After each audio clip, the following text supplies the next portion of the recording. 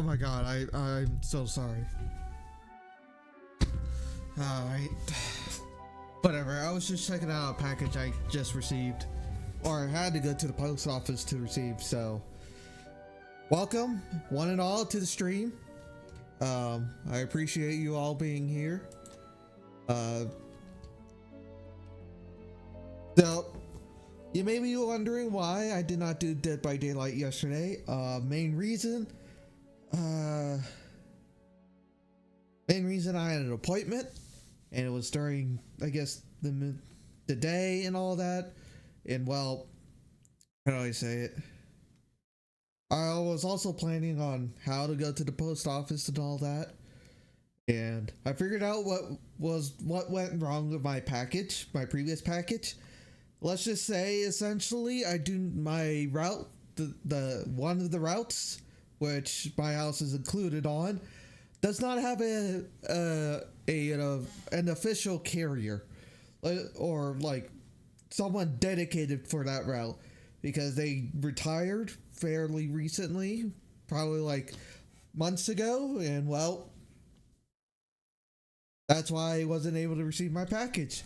But luckily, one of my packages is coming soon, so I may have to plan a trip on Friday to go to the or Saturday really, to go to the post office and do all of that. So let's get started, shall we?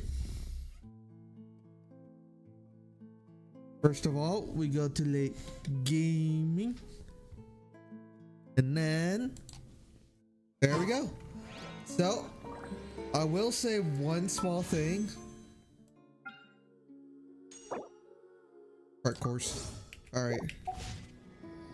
Alt tab. Alt tab. There we go. Better. Better. So much better.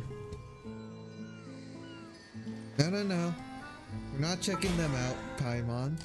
What we're going to be doing is the new story quest. Arlecchino? Accept the quest? Hell yeah. Yeah! Huh! It's been a while since we visited Poisson. Maybe we should head over and have a look around. Alright, let's go over to Poisson.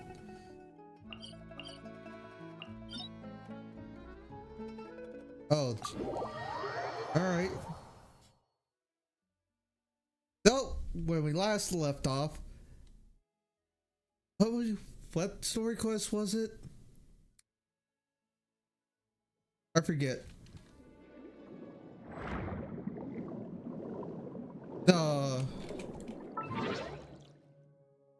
What was the last character story quest?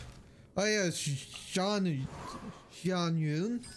That was her last story quest. But in terms of like overall Fontaine, other than the theater quests, the main thing is just, you know,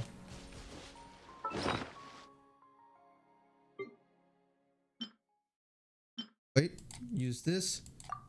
Also, just for you guys, sorry for the voice cracks and all that. Just for you guys today. Nothing. Alright. That's all the polling we're going to be doing. And yes, I did get her Arlecchino. And yes, unfortunately, I did spend money. Especially since I did get the, since I got Dia.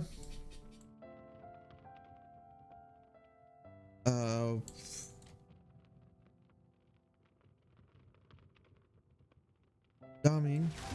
Asher's got Dia, I was guaranteed her if I did spend money and all that. So, now that I have like a whole lot to explore, I will try to save up for Chlorand, personally. And it may just get me off that Dead by Daylight addiction. Alright. What's on?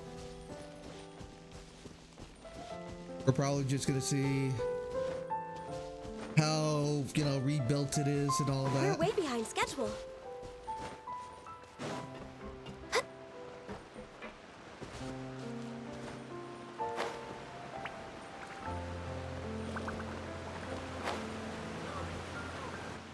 Alright.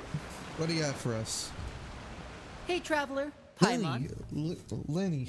Oh, Paimon knows that voice. Over here. Alright. What do you have? Lenny. To borrow one of the more popular turns of phrase at the moment, this appears to be quite the fated reunion. Running into you two out of the blue like this has really made my day. I certainly wasn't expecting it. You can say that again. What brings you to Poisson? Wait, Paimon's got it. You must be here for one of your magic shows, right? Actually, we've run into a bit of trouble on the home front, so Father arranged for us to stay in Poisson for the time being. Oh, are Lynette and Fremine here too? Yep, along with most of the other members of the House of the Hearth. You may have noticed Poisson seems a bit more crowded than usual. So you're saying nearly the entire organization has moved to Poisson? Sounds like you've run into way more than just a bit of trouble. What's really going on? Well... Since the two of you are so curious, perhaps I can fill in the gaps. Oh, fuck. You scared Paimon half to death. Father, you're here. You know, on second thought, maybe we don't need to know. It's all probably super confidential House of the Heart stuff, right? We totally weren't trying to pry or anything. No need to be nervous. I could sense your genuine concern from your conversation just now. Of course, I can also understand your confusion. Sending so many Fatui here to Poisson, it's only natural that some might suspect an ulterior motive to be involved. I mean, we still have our reservations about your organization. I understand. I'm well aware you've had your fair share of confrontations with the Fatui in the past, and I can't exactly guarantee that we'll remain on good terms in the future. As for right now, however, I would say we have little reason to be at odds, wouldn't you agree? The House of the Hearth could stand to be more open with those who have worked so closely with us in the past. As for the issue at hand, well, it hardly relates to any ulterior motive.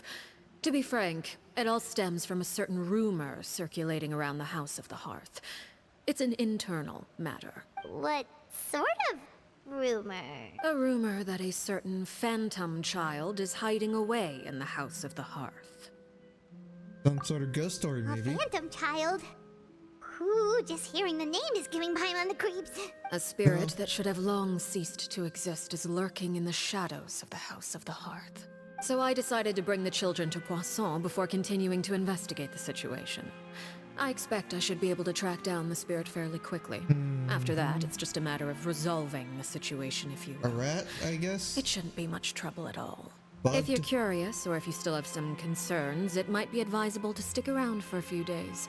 I'm sure the children would be exceedingly pleased to welcome some visitors. Lenny, I'll leave you to entertain our guests. I have some matters to attend to. Of course, Father.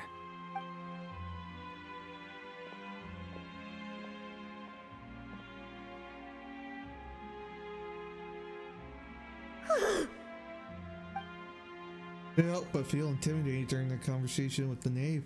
Now that she's gone, it feels like I can finally breathe again.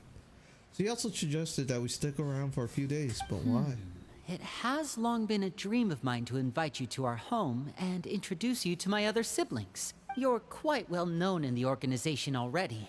A lot of people have been talking about you, especially after everything with the prophecy. If you're willing, why don't you stay a while and have a little chat with us? All right. We don't have anything else to do right now anyway. But let's be clear, we're just gonna be there as guests, okay? Don't get any funny. Oh, wait a second. If we're your guests, that Of probably course, means we'll be Paimon, treated to you're lots of always yummy like food, this. right? Of course. During our stay in Poisson, we've been helping out the locals with some fishing. We bring in quite the bounty every day. In fact, today is the perfect chance for me to show you what I can do in the kitchen. Let's Ooh. go. I'll take you to where we're staying. First thing, the heart's flame goes out. Be a house Next on the guest. agenda.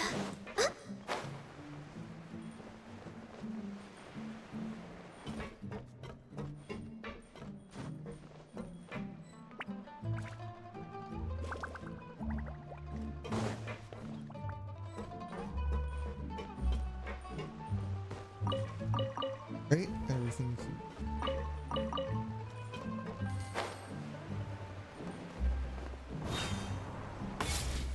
Great. We rented this house from one of the locals to use as a temporary base. I'll come back later and tidy up a bit. After that, it should be all ready for you to stay in tonight. Awesome, thanks!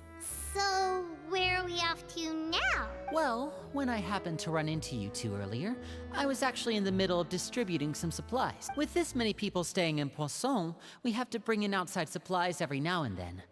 I should probably make sure the rest of these provisions get delivered. Otherwise, people might start to get antsy. Okay, we'll come with. There are all sorts of rumors about your organization floating around out there. Paimon's not sure if she could even take a wild guess as to what's true and what's not. But now that we finally have the chance to see a day in the life of the house, we can take a good look at how you operate. Well, you're more than welcome to come along.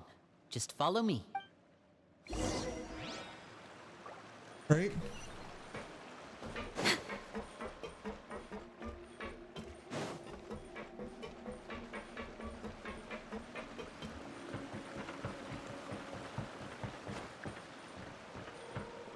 Bolts.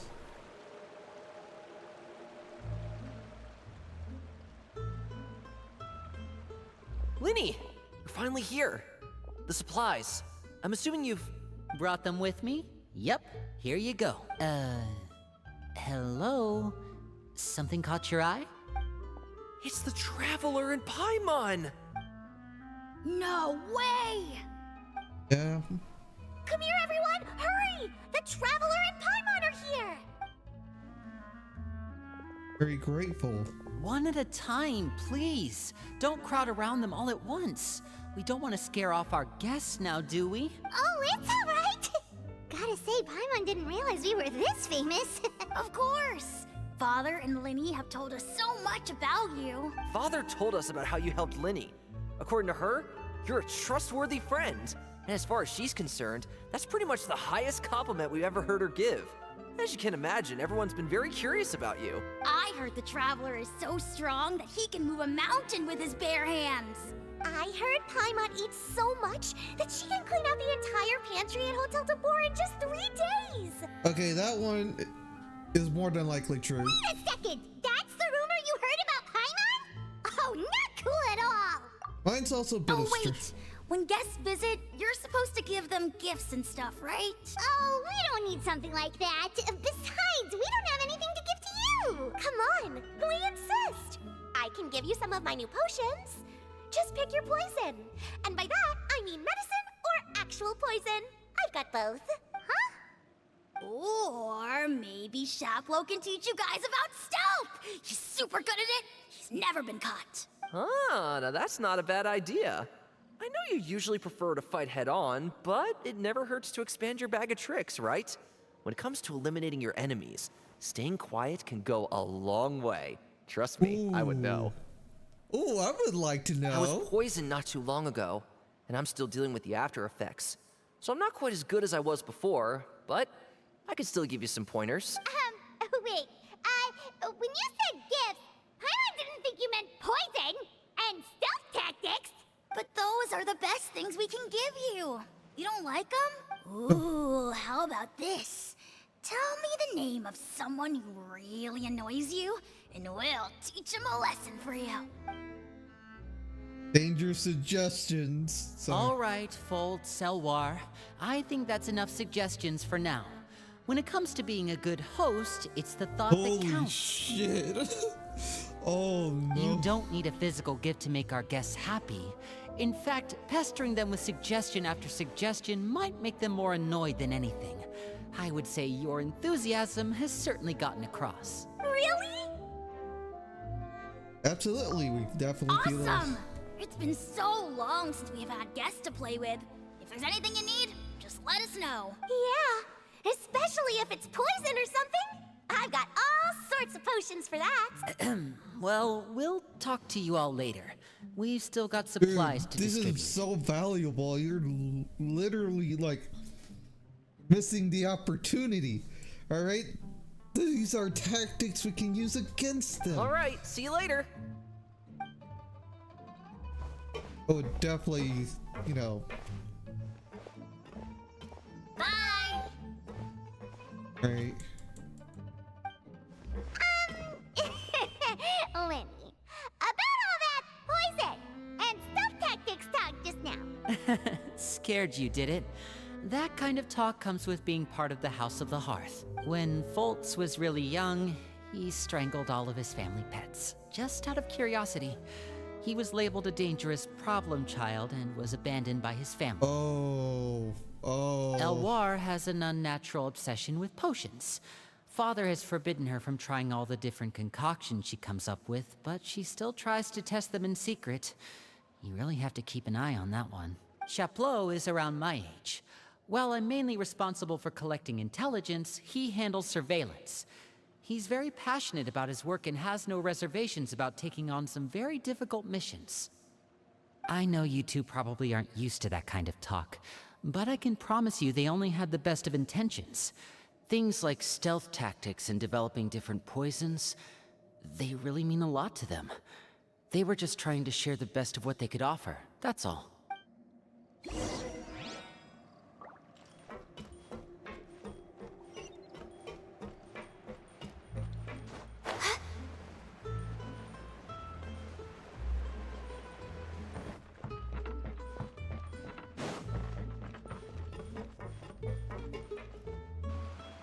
Filial, supplies are here.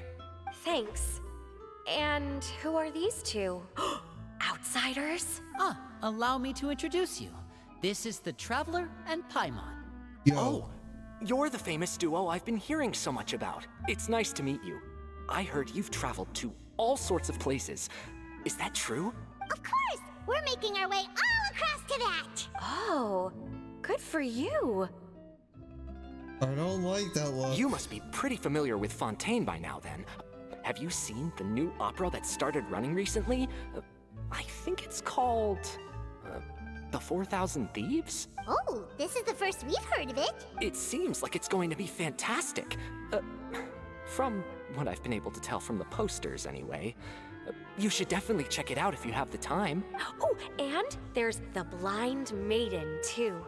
That one is supposed to have audience interaction. Seems pretty interesting. Huh. Or After this mission is over, I think I'll go get a manicure. Oh, maybe I should dye my hair. Wonder how much it'll cost. Is it just Paimon, or do these two seem much easier to get along with than the others? Looks like the House of the Hearth has some normal members after all. That's a bit of a stretch. I heard that. Oh! Yeah, that is rude, Paimon. I'm guessing you're referring to Foltz and the others? Yeah, we're definitely not all like them. I bet those crazies are practically foaming at the mouth right now. I'm sure they just can't wait to get back to Snezhnaya to carry out the plan. That's enough, Filial. Don't talk about family members behind their back, right? Whatever. Let's go. Guess this is goodbye then. If you ever have some time, we should go see the opera together.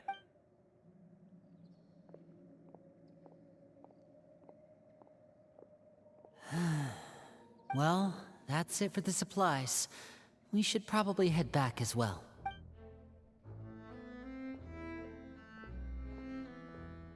Well, they didn't seem too happy with each other. Seems like there could be something more going on here. Good observe for You're now. right. We're only here as guests after all. Oh, Linny's getting super far ahead. Come on, let's catch up.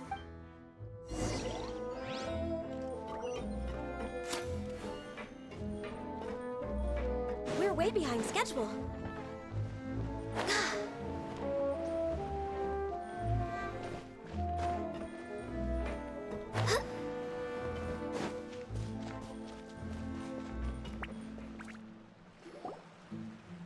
So, what do you think of the members you've met so far? They got a lot of personality. Well, Father is always encouraging us to be strong-willed and independent. So if there's one thing we've got, it's people who aren't afraid to speak their mind. Well, I should probably get cooking. Wanna join? Of course! Then let's head out and... Huh? Fremine? What are you doing here? Well, Fremine, nice to see you again! you too. I heard you're here as guests of House of the Hearth. Welcome. We were just going to make some food. Why don't you come along? I could use some help in the kitchen, and I seem to remember you mentioning you wanted to make seafood soup for the traveler in Paimon. Seafood soup? Oh, Paimon's drooling already. Were you looking for something just now, Fremine? Maybe I can help. It's nothing. I just wanted to see if there were any extra supplies. Yeah, we've got some left over. What do you need? Some food and water. And some clean cloth, if possible. No problem. Give me a second here. Food, water... Wait a minute. What do you need all of those for? You're not on any missions as far as I'm aware, and you were just going to come eat with us. So what's this all about? I thought I'd grab an extra portion because I get hungry at night. Could be because I'm growing, you know? And Fremine, you remember what I told you? You're not like me. Your lying skills still need some work. Tell me what's going on. Is it really bad enough that you have to keep it from your own brother? Maybe it'll be better if we gave them some space.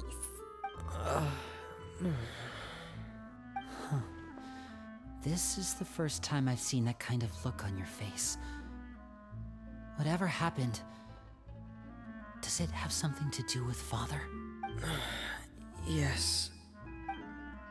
Just follow me.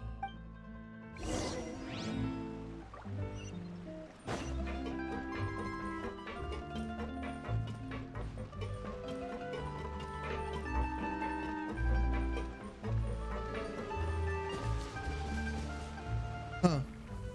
You're back! Oh, and you've brought some friends with you this time. Hello, my name's Linny. I grew up in the House of the Hearth. And you are? Hi, Linny. I'm also a child of the House of the Hearth, just like you. She looks a bit too special. Oh no. You can call me Clairvy. Clairvy? It's nice to meet you. Does that name ring any bells, Linny? No, not at all. That's not a name we have on our roster, I'm sure of it. What I'm not sure of, though, is how she managed to sneak in. She must be the phantom child Father's been searching for. From the looks of it, I'm guessing you were the one that found her, Fremine. You, haven't told Father, have you? No, I haven't told anyone. I've just been keeping her hidden. For how long? About half a month now. So ever since we got to Poisson, then. Do you have any idea what you're doing? I know what I'm doing. Really? 'Cause from where I'm standing, it looks like you're hiding the very person Father has been trying to find. If Father finds out about this, everyone involved is going to be punished. You know the rules of the house, Fremine. I know you do. Father doesn't tolerate any form of betrayal. So why are you doing this? I've thought it through. And I just can't hand her over like that. Linny, don't you remember last year?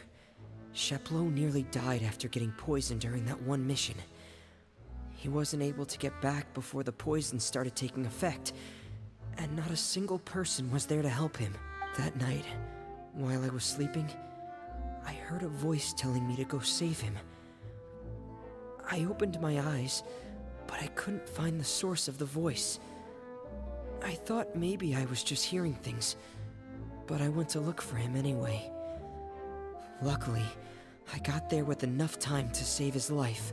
That feeling of being haunted, of hearing voices, it's happened many times in the House of the Hearth. I'm sure you've noticed. So what you're saying is, that was her? She was the one who spoke to you that night? Unless there are other spirits roaming around the House of the Hearth, I don't think there's any other possibility. If Clairvy were our enemy, it wouldn't matter whether she was a spirit or an actual child. I would have acted without a second thought, because that's what Father ordered us to do. But she's been living with us, helping us from the shadows all this time. I think that makes her family. I couldn't just hand her over to be dealt with. Not when there's so much we still don't know. So what's your plan then? You can't keep her here forever. Someone is bound to find out eventually. I haven't thought that far yet. I don't want to disobey an order from Father, but I also don't want to put Clairvy in danger. Come with me. There are a couple things I'd like to say to you in private.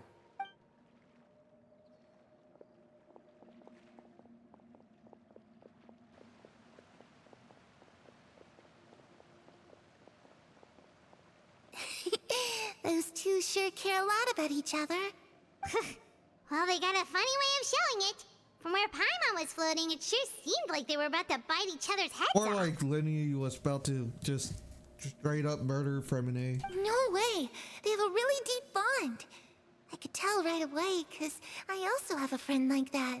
I just don't know how long that kind of bond can last. The darkness in the house runs deeper than you can imagine. No one can get out alive. I'm sorry, Lenny. I really didn't mean to drag anyone else into this. Oh really? You didn't mean to? 'Cause I for one wish you did. Huh? What do you mean? You know, when we were younger, you didn't call me Linny. You called me brother, just like Lynette. We grew up together, the three of us. We were all orphans, all rescued by Father. Of all the siblings in the House of the Hearth, I think our bond was the closest. Later on, when you started calling me Linny, I wasn't actually surprised. After all, Lynette and I are related by blood. We've had to depend on each other to survive long before we joined the house. Lenny, The darkest and most difficult moments of my life happened before you and I had ever met. I'm sure that's true for you as well. Even so, Fremine, we've stood by each other for all these years now, and to me, that means more than blood. You and Lynette are the most important people in my life. No one can replace you. So I won't let you face anything alone. Not if I can help it. Oh, looks like things are getting kinda heated between Linny and Fremine. Maybe we should go check on them. Oh, it's raining. I should put my clothes away.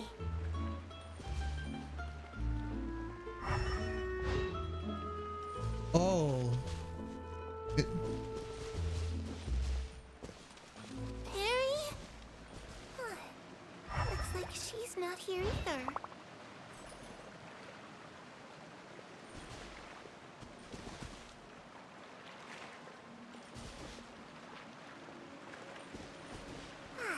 It's time to eat.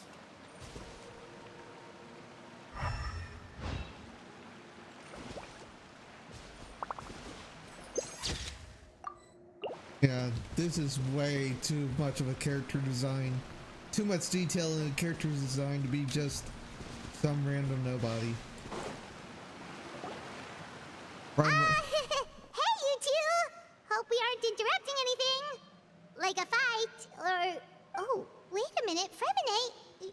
You're not crying, are you? Is everything alright? everything's fine.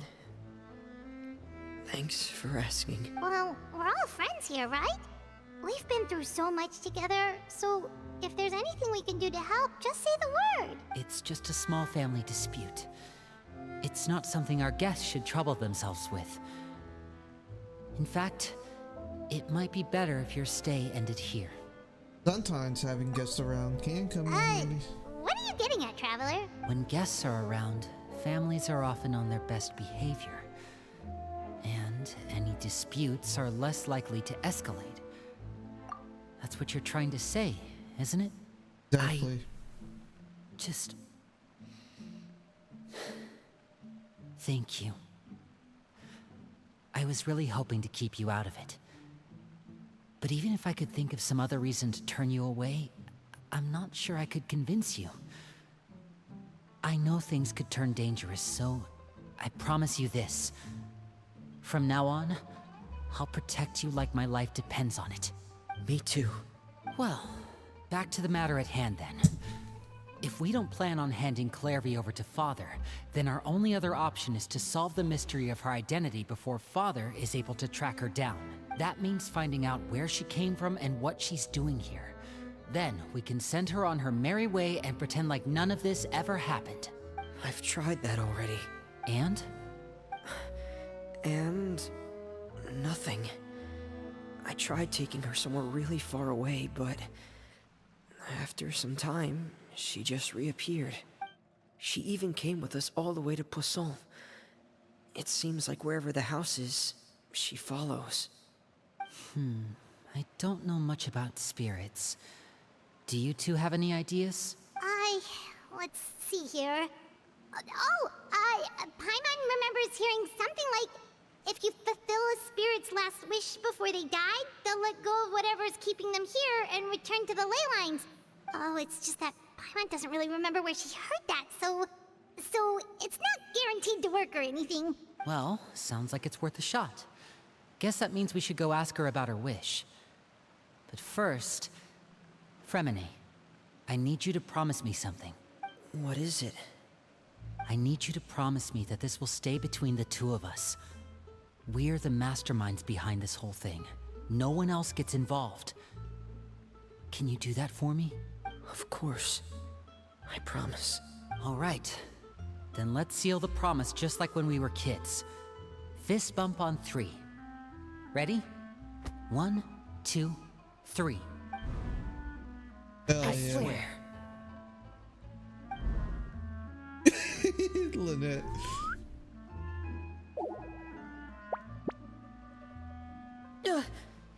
Whoa! Hi, Lynette. Lynette! Scared But me. what a surprise! What brings you here, dear sister? Oh, she's not amused. And, when exactly did you get here?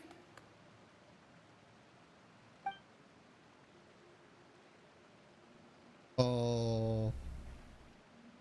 You're an idiot, brother.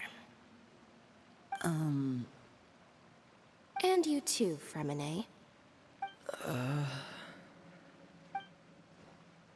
Oh. You 3, Traveler. And you 4, Paimon. Wait, what did we do? I've seen Clairvy around the House of the Hearth before. I hadn't seen her in Poisson, so I figured she must not have come with us. But it turns out, you were just hiding her. I heard you talking about your plan. Rather than steering clear of the situation, I'd rather fully join in. Oh. If you don't agree, I'll have no choice but to report everything back to Father. Simple as that. You're not giving us much wiggle room here, Lynette. Well, I guess we're all in this together then. After we talk to Clairvy, we'll figure out our next move. There's no time to lose. Let's go.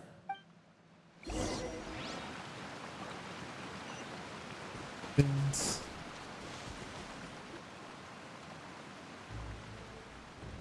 I'm full. Thank you for bringing me this food, you guys. She said she's full, but the food doesn't look like it's even been touched. Well, she's a spirit. She can't actually eat. That's right. Based on what I've been able to observe, it doesn't seem like Clairvy can interact with the physical world at all.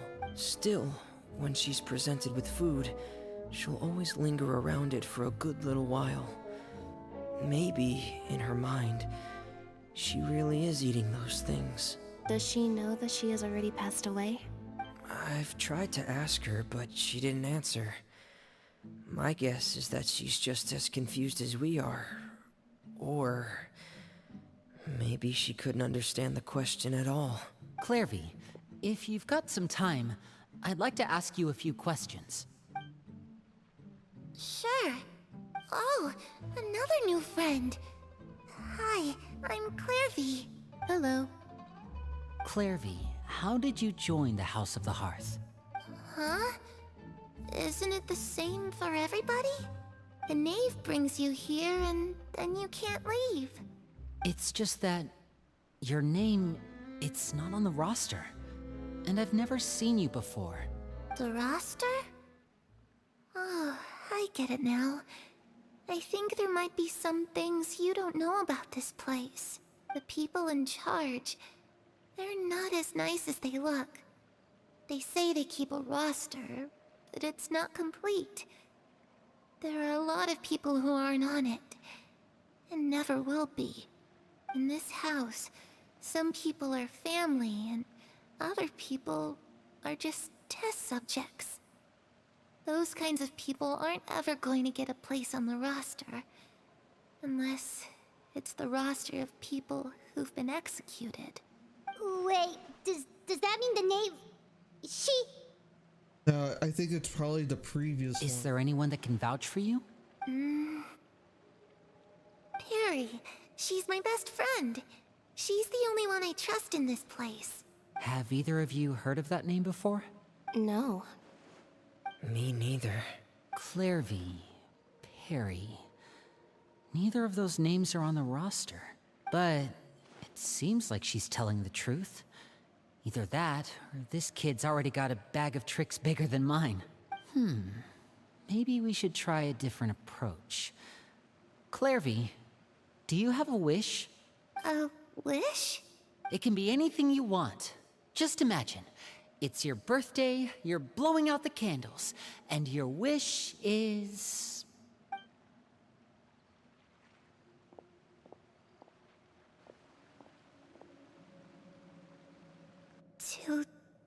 To go outside. Where the sun can find me. That's... it? Well, that sounds easy enough.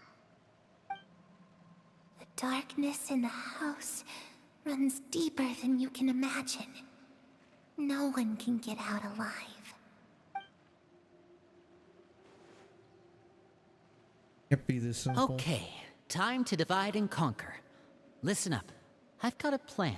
I'll try and find a way to use basic illusory magic to take Clairvy outside and bring her somewhere with sunlight. Lynette, try and find the list of executions that Clairvy was talking about, and see if her name is on it. Fremine, you stay in Poisson. We can't be the only ones who've had run-ins with Clairvy. I need you to collect intel on everything she's said and done. Understood. I'll try my best. What about us? What should we do? I really appreciate your willingness to help, but this is a family matter. I don't want to drag you in too deep. It's too risky. Let me think. Since Father considers you to be guests, maybe you could stick by her side for a little while. You don't need to do anything except keep up some nice, casual conversation. Ah, Paimon gets it. You want us to distract her. How should we I'll give you a contact magic bird.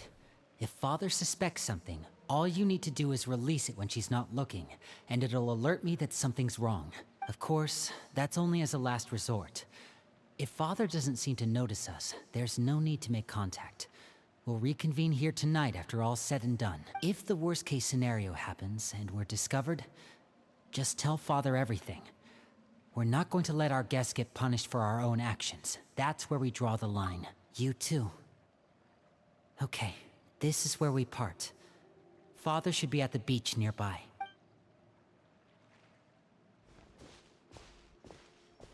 I really hope this goes well. No, it has to go well. That's the only way this can get resolved. Person. Child who doesn't exist. Clairvy, I'd like to take you somewhere. Is that okay with you? Sure. Where are we going?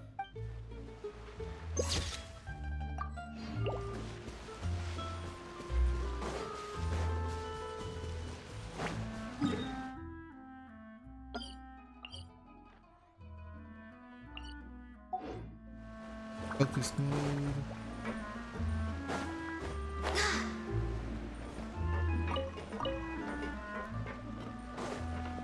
Focus mode is fairly convenient, but little bit of stuff that might need a, you know, kinks that might need to be like ironed out. Wait. Never mind, I'm just stupid.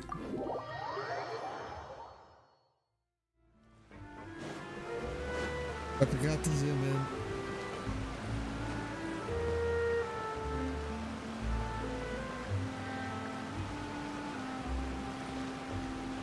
Alright.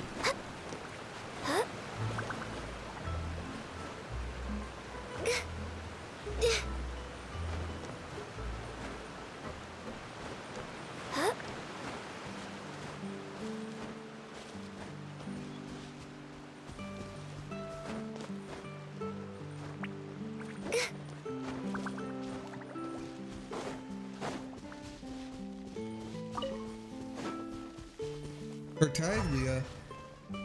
Child?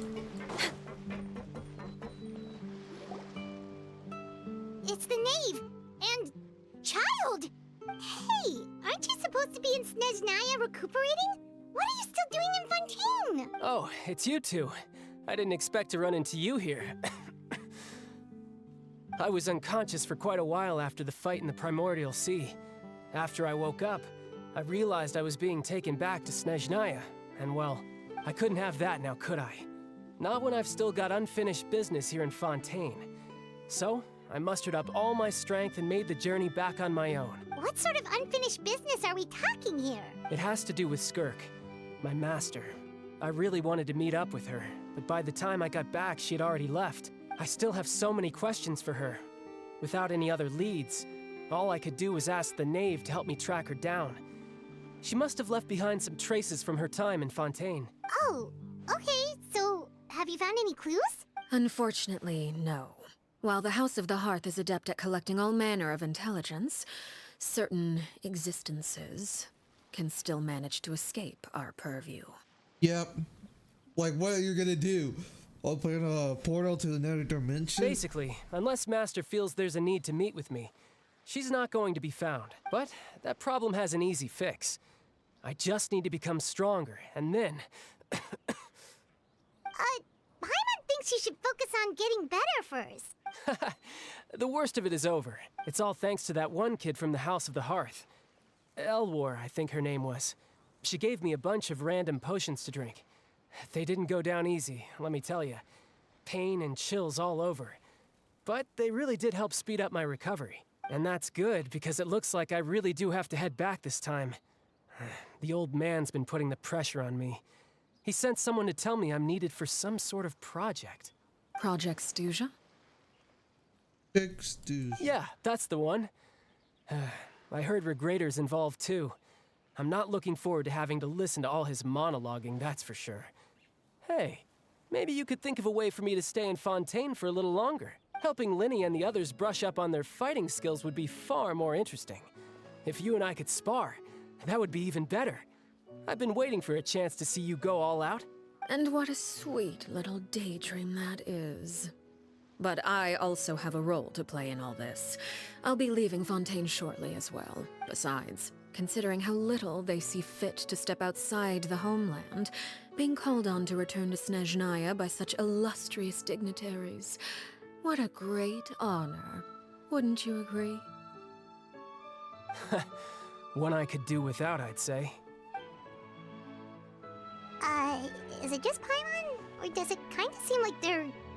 Casually talking to their colleagues behind their back. So, dear guests of the House of the Hearth, to what do I owe the visit? Well, we just... Want to learn more about you. Right! We're super close to Linny and the others, but we still don't know much about you! Is that so? Introductions have already been made, have they not? Oh, well, you see? There's only so much you can learn about someone from a short introduction. At least tell us something a little extra, like... Why do you call yourself father? Good question. I'd also like to know. The fact that you have to ask tells me our intelligence work has been quite successful. Telling you the answer to that question would only serve to undermine that success. And we can't have that, now can we? Spoken like a true diplomat. That was some expert sidestepping right there. Well, if there's nothing else, I think I'll take my leave. I still have a small matter to resolve at home. Wait, don't go! She's sure to run into Lenny and Claire.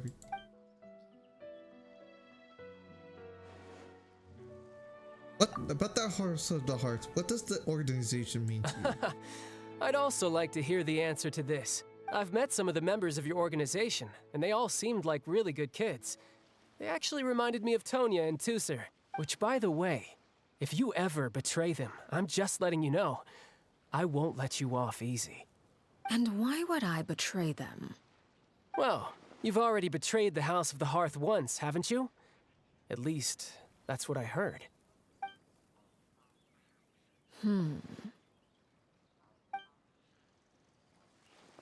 Okay, I admit. That's just what the old man told me. The rooster, I mean. They portray the House of the Hearth. Whatever he said was true, just the thing. Now, from what I can tell from that animated short, it was... Oh, wait.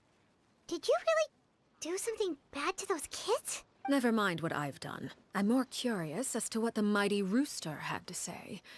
Care to enlighten me? Well, nothing much. Just some stuff about you taking out many other members of the House of the Hearth, and even going so far to attack your own family.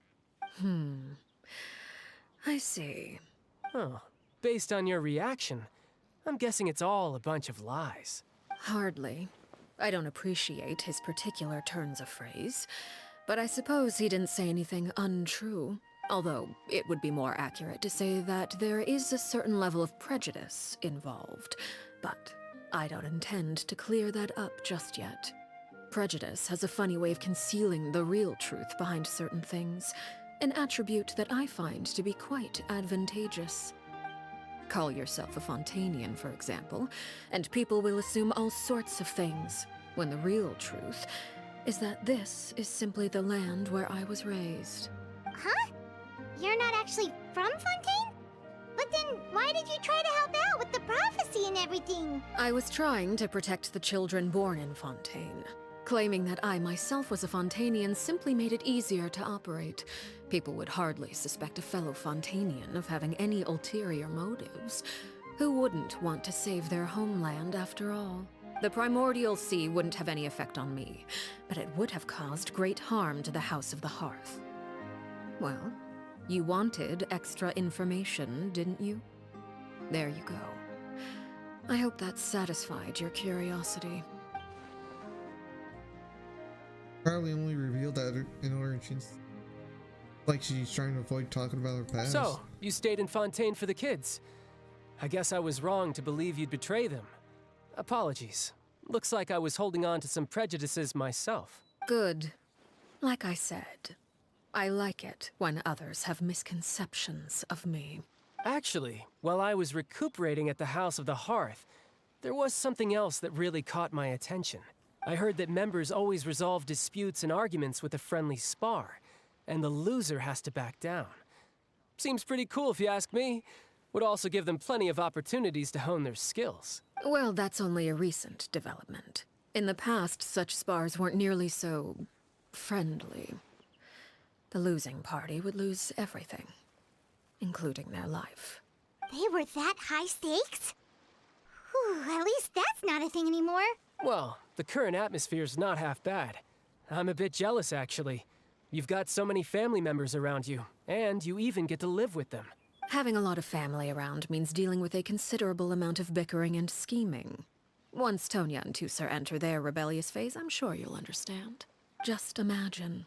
Tusser becomes obsessed with plucking out strands from the rooster's mustache, or Tonya decides to dye her hair 42 different colors. Okay. I get the picture. Aww.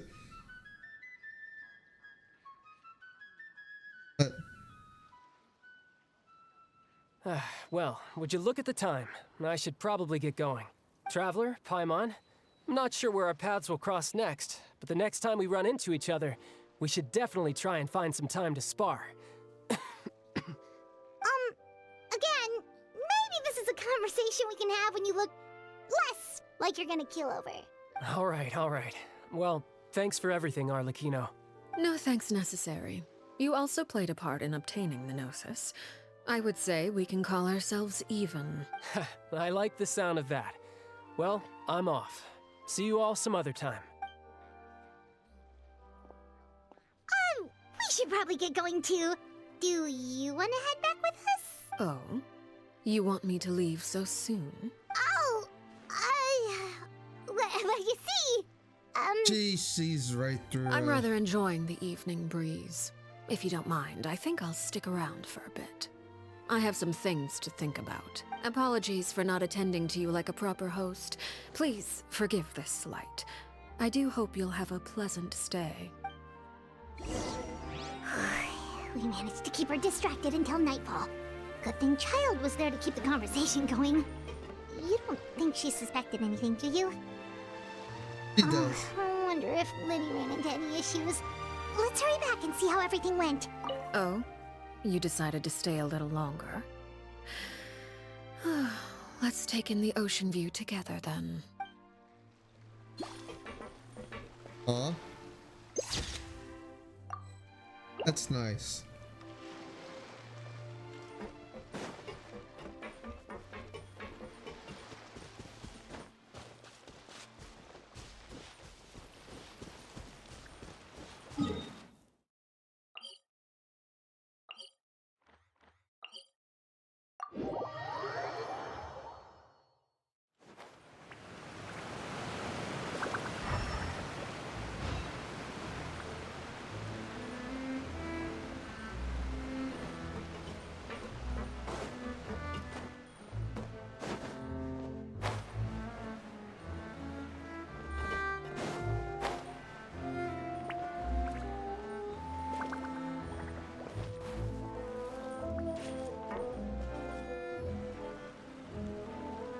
Liddy, how did everything go? Well, long story short, we ran into a small issue. Clairvy can't go into the sunlight. Everything was fine at first. She followed me up to the surface just like I told her. But as I led her out of the shadows and into the sunlight, she vanished. I turned around and there she was, standing at the edge of the shadows, silently watching me. Huh. Maybe she's afraid of sunlight, or... No, it wouldn't be It's a wish if it's that were the metaphorical. case. Well, we could always try pushing her into it. Not sure pushing works on a non-corporeal Oh, being. true. I've pretty much tried it all already. Nothing worked. Eventually, the sun went down, so all I could do was bring her back here. How did it go with you, Lynette? Good. I've got the list. It's right here. Really? Well, what are we waiting for? Let's take a look!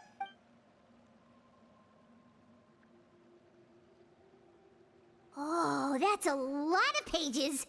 Oh, it's gonna take forever to get through it all. We can each take a section. Here.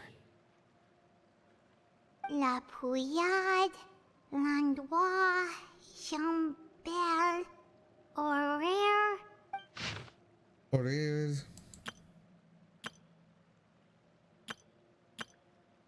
Execution Oh, list. yikes. That Horaire guy has a huge scar on his face. He's kinda giving Paimon the creeps. Ah, I've met him before. The scar is from an injury he received during a mission. I still remember him joking with me about it. He said any future lover would take one look at him and then lose all interest. Did he say anything else? Well, I asked if there was someone he was interested in. He said no, and that's where our conversation ended. It was only later that I learned he really did have someone he liked. He risked everything to escape so he could be with her, but it didn't work. One day, Father asked to see him, and, well, I never saw him again after that. Wait, so that means the knave, she... It may seem cruel, but it's just one of the rules of the house. Betrayal is not to be taken lightly. We know too many secrets to come and go as we please. So if you do try to leave, you pay with your life. Her name's not here, huh? Well, that's not too surprising. It doesn't seem like this list is complete. It only contains records dating back around 5 years. Let's shift our attention then. Fremine, were you able to find anything out? Fremine. Sorry. I was thinking about something. I managed to talk to quite a few people, but I couldn't help but notice that the atmosphere in the house was a little... strange. Strange. Yeah, I mean, I know there have been arguments in the past, times when people haven't gotten along. Chaplot and Filiol are a good example of that. Oh, those are two of the people that we met while delivering supplies. Paimon can see how they might not get along. They had very different vibes, and their, interests seem to be pretty different as well. That's to be expected, actually. Father brought us all here, shared her knowledge with us, taught us how to fight. That's one thing we all share. But that's also where the similarities end. Not all of us feel the same desire to stay here. As members of the House of the Hearth, we're also considered part of the Fatui. And to a lot of people, that's an identity they never asked for. Certain members get older and realize they want something else for themselves. But considering the rules of the House, most people would never say that out loud. People like Chaplot and Foltz are loyal to Father and her vision. They're proud to be part of the Fatui. Filiol and Nantoy, on the other hand, well, they aren't quite as enthusiastic. These kinds of conflicts have always been there. It's not like Father is in the dark about any of this. Well, that's true. But it just feels like things have gotten worse lately.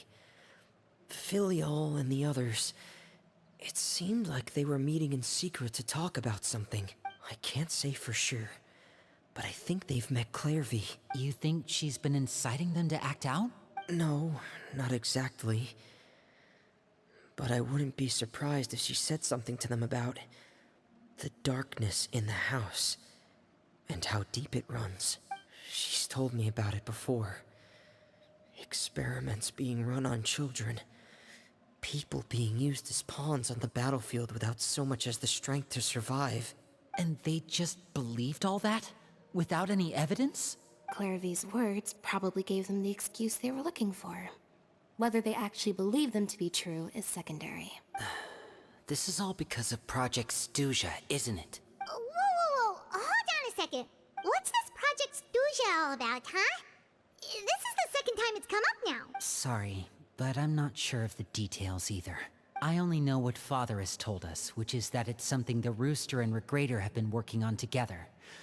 Apparently, it has to do with the Fatui's strategic plan for the future. Because the House of the Hearth was so successful in obtaining the Gnosis, we now have the honor of playing a key role in Project Stuja. Wait, but isn't that a good thing? Key role is just another way of saying dangerous role. To us, the whole thing is an inconvenience. Father thinks so too, but she's in no position to refuse. Their plan isn't exactly unreasonable, and they've been funneling the house a lot of funding. It's just that we'll lose a lot of members in the process. Participating in the plan, it's an honor in name only. What they're really trying to do is subdue us. The existence of an intelligence organization outside their control makes them feel uneasy. Like something big, but given how little Lenny and the others seem to know about it, are probably out during any future dealings with what I can learn. Okay, super complicated top secret Fatui business aside, what does all of this have to do with the conflicts you were talking about earlier?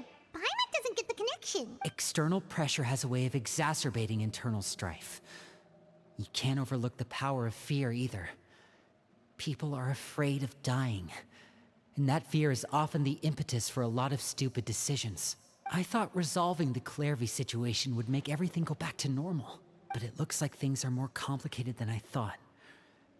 If we leave Filial and the others to their own devices, sooner or later, Father will be forced to take action. We can only focus on one situation at a time, brother.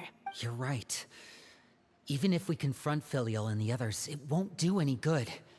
It might even make matters worse. We should focus on Clairvy for now. Well, it's getting late. We should head back and get some rest. We'll try again first thing tomorrow. Lynette, you stick with me this time. Fremine, keep a close eye on Filial and the others. Make sure they don't do anything they'll regret. Good work today, everyone. Have a good night, and I'll see you tomorrow.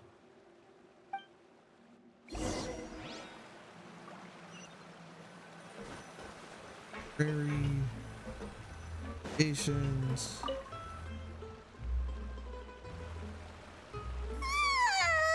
Oh, I'm always looking forward to an early night, but she can't sleep at all.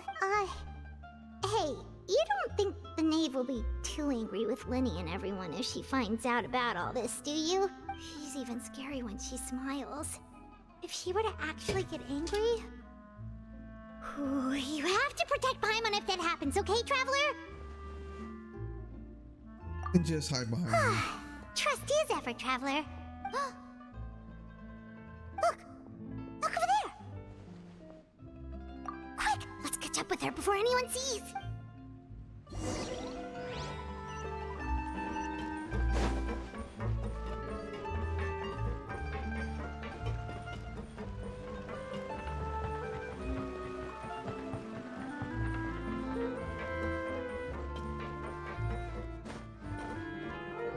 Over there!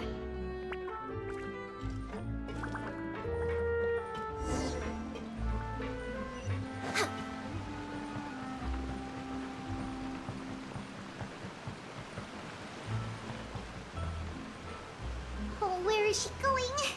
Oh, if someone sees her, we're toast!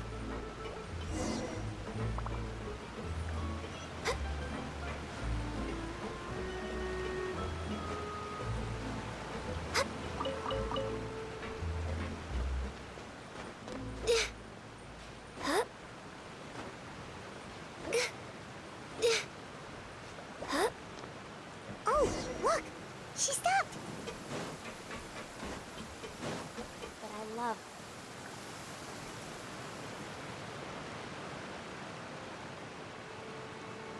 Clairvy!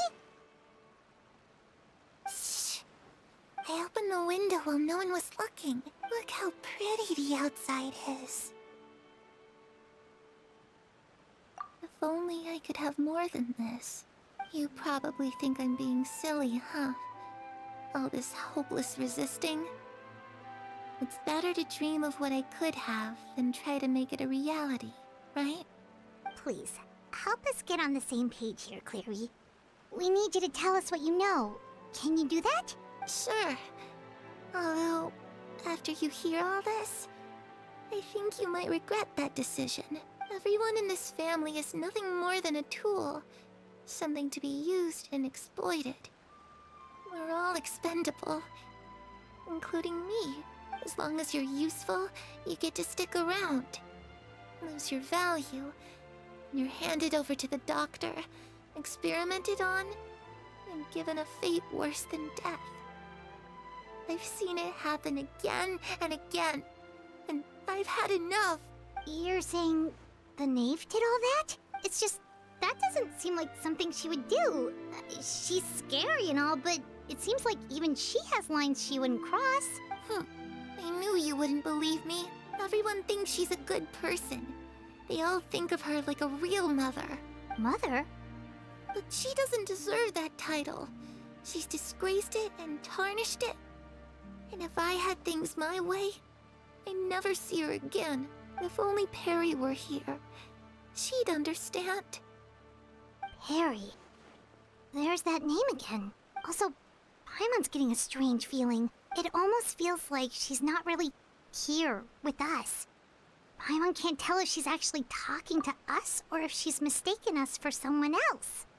Here, it can be anything. Well, in any case, it seems like she really needs someone to talk to. We should keep her company for a little longer. She looks so young. But it seems like she's been through a lot. It's getting windy. I should close the window. Ooh, look at the moon. Isn't it pretty? Hey, wanna hear a secret? I heard that if you look up at the night sky in Snezhnaya, you can see the aurora. It's supposed to be super pretty. Even prettier than the moon tonight. I'd love to see Terry it. and I promised each other that once we're older, we're gonna go see it together. But I can't find her. I'm worried she's also been... No, that wouldn't happen to her. She's special. Mother likes her a lot. We should really go talk to Mother. But we just fought. She doesn't want to see me. And I'm too scared to face her. What should I do?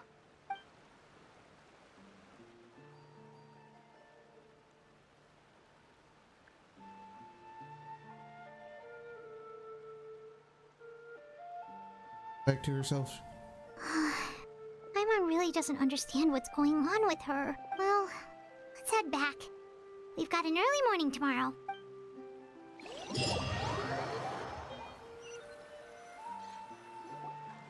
All right, looks like we're all here. Let's go ahead with the plan. Before we do that, I have a question. What is it? The Knave and the Doctor ever worked What together? makes you ask that? Well, we kinda ran into Clairvy last night, and that's what she told us. We met the doctor back in Sumeru. He's super dangerous, and he's done all sorts of bad things. It's possible that Father and the Doctor have had certain dealings, but I don't think Father would work with him. We're not really on the same side, so there's not a lot of trust between them. That doesn't exactly set the stage for a successful partnership. I did hear, though, that when Father first became a Harbinger, the Doctor offered to work with the House of the Hearth. Father rejected most of his proposals, except for one. It had to do with some sort of secret experiment. Secret experiment? Could that be what Clairvy was talking about? I don't think so. I don't know any details about the experiment itself, but I do know it's an entirely independent operation. The Doctor only proposed a direction for the research. That was the extent of his involvement. I still don't think that counts as working together. The details of the experiment are confidential, but complete records are kept on all participants. That doesn't seem to be the case with the situation Clairvy referred to. I know you don't agree with some of the Fatui's methods, and I'm not asking you to. But I am asking you to trust us on this. The House of the Hearth has its own principles. There are certain lines we're not willing to cross. Alright, that's good to hear at least. Clairvy seems to think the Knave and the Doctor worked together to do something horrible. If that turned out to be true, Paimon doesn't know how he would even face you guys. It's just that it doesn't seem like Clairvy is lying either. The easiest thing to do would be just ask the Knave directly, but Paimon doesn't think she'd tell us. Focus on the plan. Father didn't come back last night. She's probably still near the shore. We'll be counting on you to distract her. Lynette, you're with me. Fremine, you know what to do. Be on your guard, everyone. All right, let's get to it.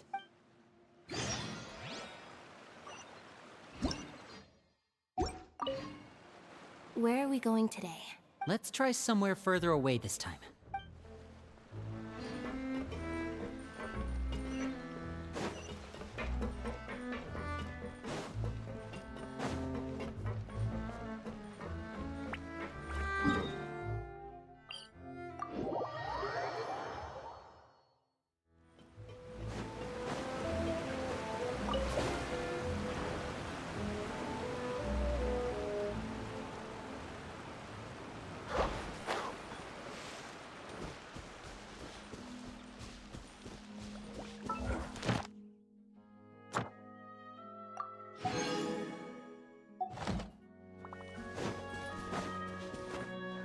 Right back here.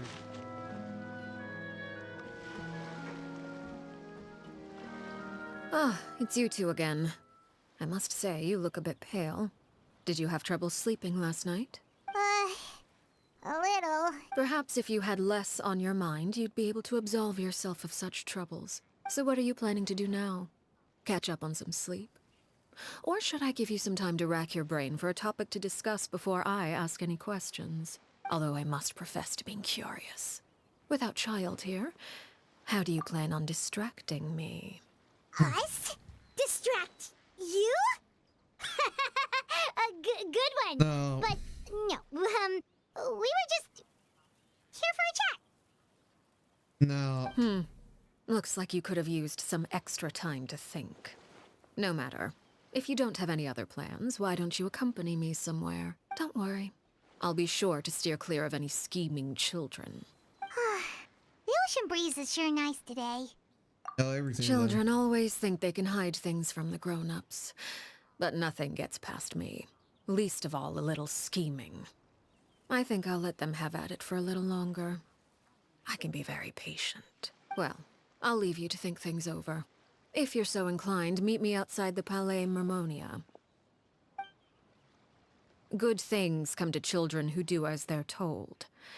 So I do hope you decide to tag along. If only for your friends' sakes. Oh, no. What should we do? She clearly knows about everything we've been doing, and Paimon doesn't think it'd be a stretch to say she was threatening us just now.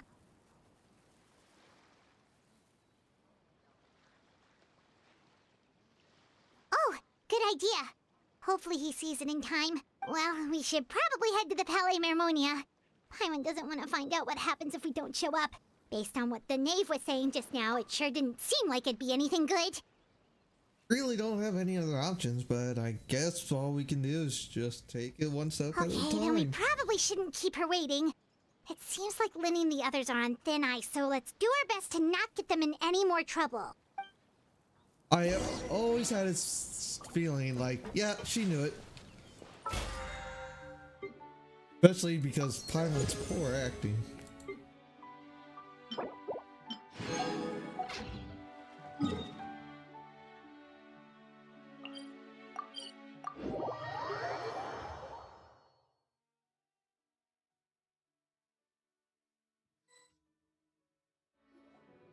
Seeing as we still have some time before my meeting, we might as well enjoy some pleasant conversation while we wait. I'm glad to see you get along with my children. Being surrounded by good companions is necessary for a child's development. You're not planning on doing anything to them, are you? I assume you're referring to Lenny, Lynette, and Fremine, although there's that situation with Filial and Nentoy as well. It appears quite a few people have been acting out lately. No matter. I'm not one to discriminate. All those who betray the house meet the same fate. There are no exceptions. Does that mean you're going to kill them? Oh, are you here to beg for their lives? I'm sorry to disappoint, but the rules of the house change for no one. In my organization, everyone is responsible for their own actions. But don't you care about them at all? They really respect you. They even call you father. You must feel something for them. Any organization in which feelings come before principles is one destined for ruin. The House of the Hearth is hardly an exception. You could say our principles are more stringent than most. Perhaps I can offer you this consolation at least. As our guests, you two will not be held accountable along with them. Really no other way to solve the issue. I would imagine Linny, Lynette, and Fremine will be able to keep their lives. As for Filial, Nentoy, and the others, I'm afraid there's little I can do. They can try to escape, but once you know our secrets, there's no getting out alive. But that's awful. Ah, you seem concerned. Out of consideration for my guests, I suppose I could turn a blind eye for a little longer. If Linny and the others manage to dispose of Clairvy in the meantime, all evidence of their wrongdoing will be lost. In that case, I could hardly punish them for something I couldn't prove. If their efforts are unsuccessful, on the other hand, all will be held accountable. And the punishment will be severe. Deal then. Of course. Oh, and here, I believe this belongs to you. Do try and keep better track of it next time. It takes a considerable amount of time to train a bird like this. It would be such a pity if you were to lose it. Permanently. Wait, where did you get that? Well, I'm afraid that's all the time we have to chat. Now, for the matter at hand. I asked you to meet me here because I have business at the Palais Mermonia. It has nothing to do with you, but I think it would be prudent for you to stick by my side for the time being. There will always be time later to run off and tell Linny what you've learned. Well, time to go. Looks like we wrapped things up just in time.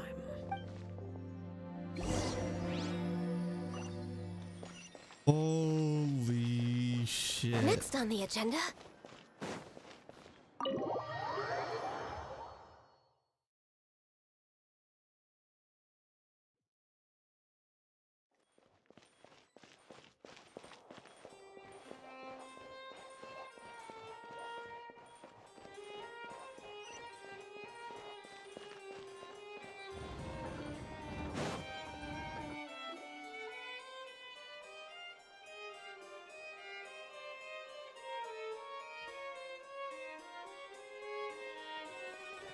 It's been a while, Monsieur Neuvillette.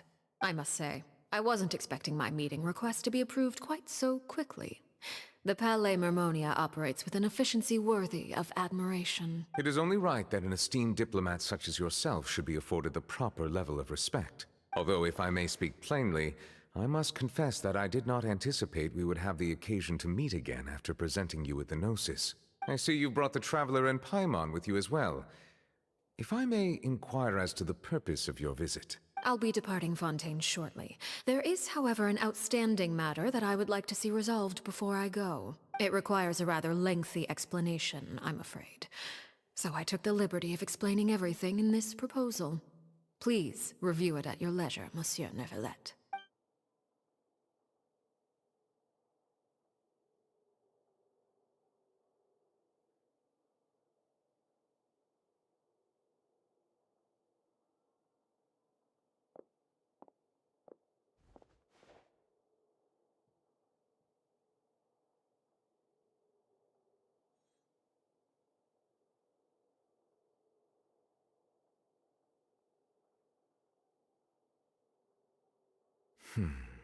I understand your request. However, at the risk of causing offense, I must admit that I fail to see why you would wish for such a thing. I heard you have a certain fondness for water tasting, Monsieur Neuvillette, so allow me to use water as an analogy. A family is like a large body of water with countless rivers flowing in and out. As someone who watches over this system, I would hope that each river that flows from the source will eventually reach the ocean. Of course, objectively speaking, I know this is impossible. Most of the rivers will dry up along the way, disappearing into the ground and leaving nothing but a barren riverbed behind. Not all rivers are destined to reach the ocean, but I would not see their existence rendered meaningless. I believe the water that flows within them is simply meant for a different destination, like a field in need of irrigation. Or perhaps the glass of a certain water-tasting enthusiast. Did you get any of that, Traveler? Kind Your of. words paint an optimistic picture indeed. Allow me to remind you, however, few among us are willing to sip from a glass filled with tainted water. It may have been tainted at one point in time, but not to worry. I'll make sure it's strained of all impurities and returned to its cleanest form. He disbanding the hearth? I seem to recall there being a transactional aspect to your proposal. Perhaps you could expound on that? If you accept my proposal, Monsieur Neuvillette, I will gradually withdraw my forces from Fontaine. And, unless absolutely necessary, I will no longer carry out any special missions within Fontaine. I presume I can take your words to mean that, in the future, cases similar to the Tartuffe assassination will cease to cross my desk? Tartuffe? Ah, that thief who embezzled funds from all those charities, you mean? My deepest condolences to his family, but without any evidence, I cannot imagine how the House of the Hearth might have been involved in his passing. Of course, if you accept my proposal, Monsieur Neuvillette, I'm sure certain measures could be taken to reduce the frequency of such troubles. You choose your words carefully indeed. In that case, I am inclined to accept your proposal. My thanks for your generosity, Monsieur Neuvillette. Well, with that settled, we should be going now. I took the liberty of bringing along 2 bottles of spring water from Snezhnaya for you to enjoy. I do hope I get the chance to hear your impressions. Perhaps at our next meeting, yes? Indeed. I trust you would not overlook your commitment in the meantime. All right, Traveler Paimon. Time to go.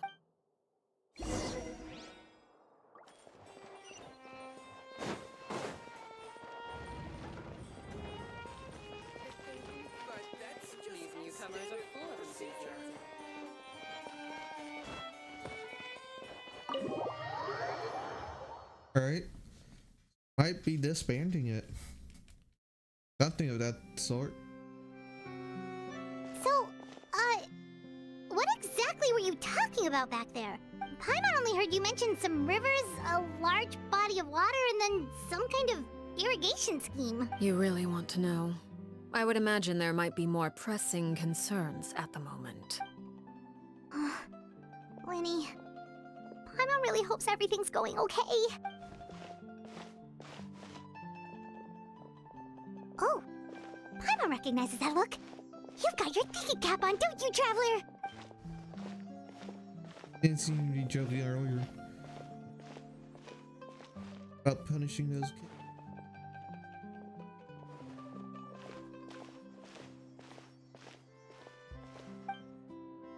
While we were talking in front of Palais Memorial, she mentioned Clairvy's name. Does that mean she knew where Clairvy was this entire time?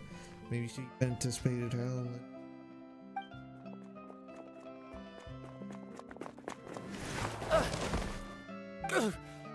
Oh, shoot. Are you alright? Oh, jeez. I'm so sorry.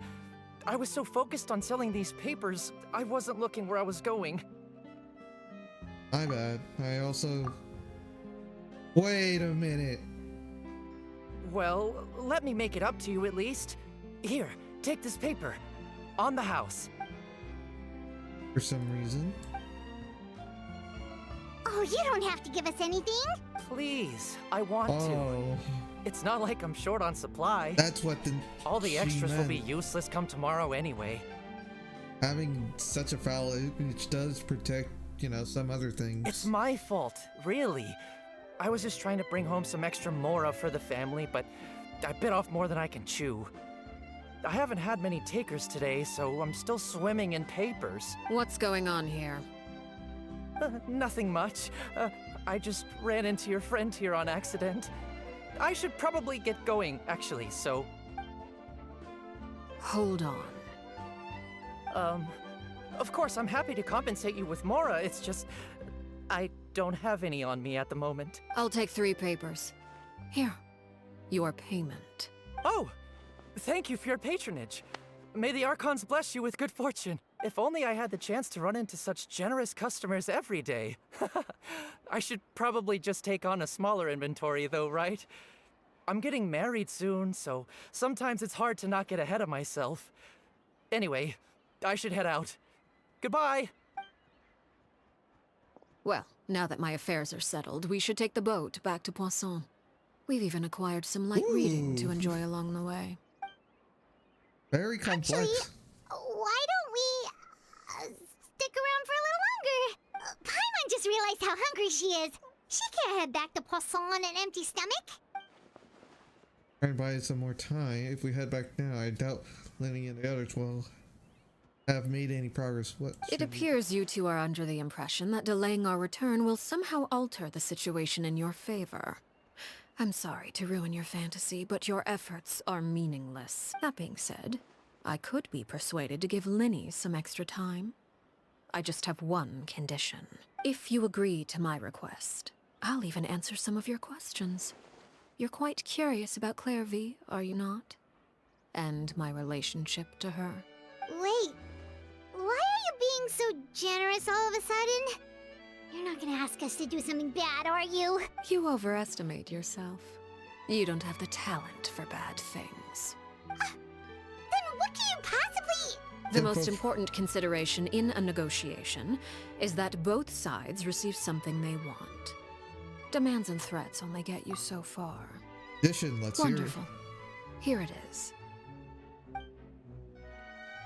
When the time comes, make the choice that you deem most appropriate in the situation, and lend your help to the House of the Hearth. Okay, sounds normal enough. But what do you mean, when the time comes? When is that supposed to be? That is for you to decide. Accept your condition. Then we have a deal. Follow me.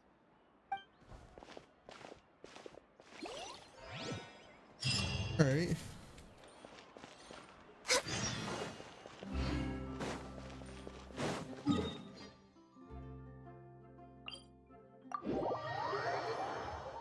The Nameless Ruins.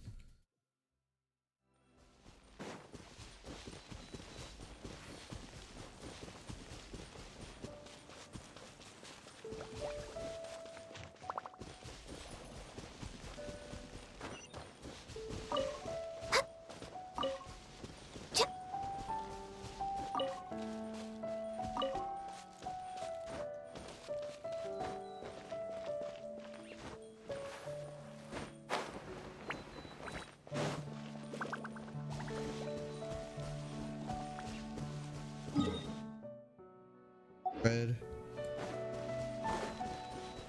We're way behind schedule.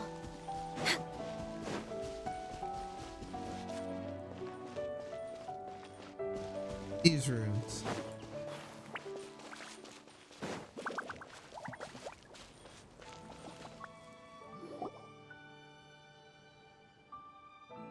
What is this place? Somewhere long forgotten by everyone. It used to be a grand building. Now it's nothing more than a pile of rubble. No one comes here anymore, nor does anyone care about what once happened here. Although, this place does have something to do with the story I'm about to tell you. It was before I became a Harbinger, and before Linny and the others joined the House of the Hearth. Due to certain events, I first killed Clairvy and then her mother. And this is where That it all was the episode. happened. You were the one that killed Clairvy? Why? Patience now. Allow me to explain Clairvy's side of the story first. I'll start from the beginning.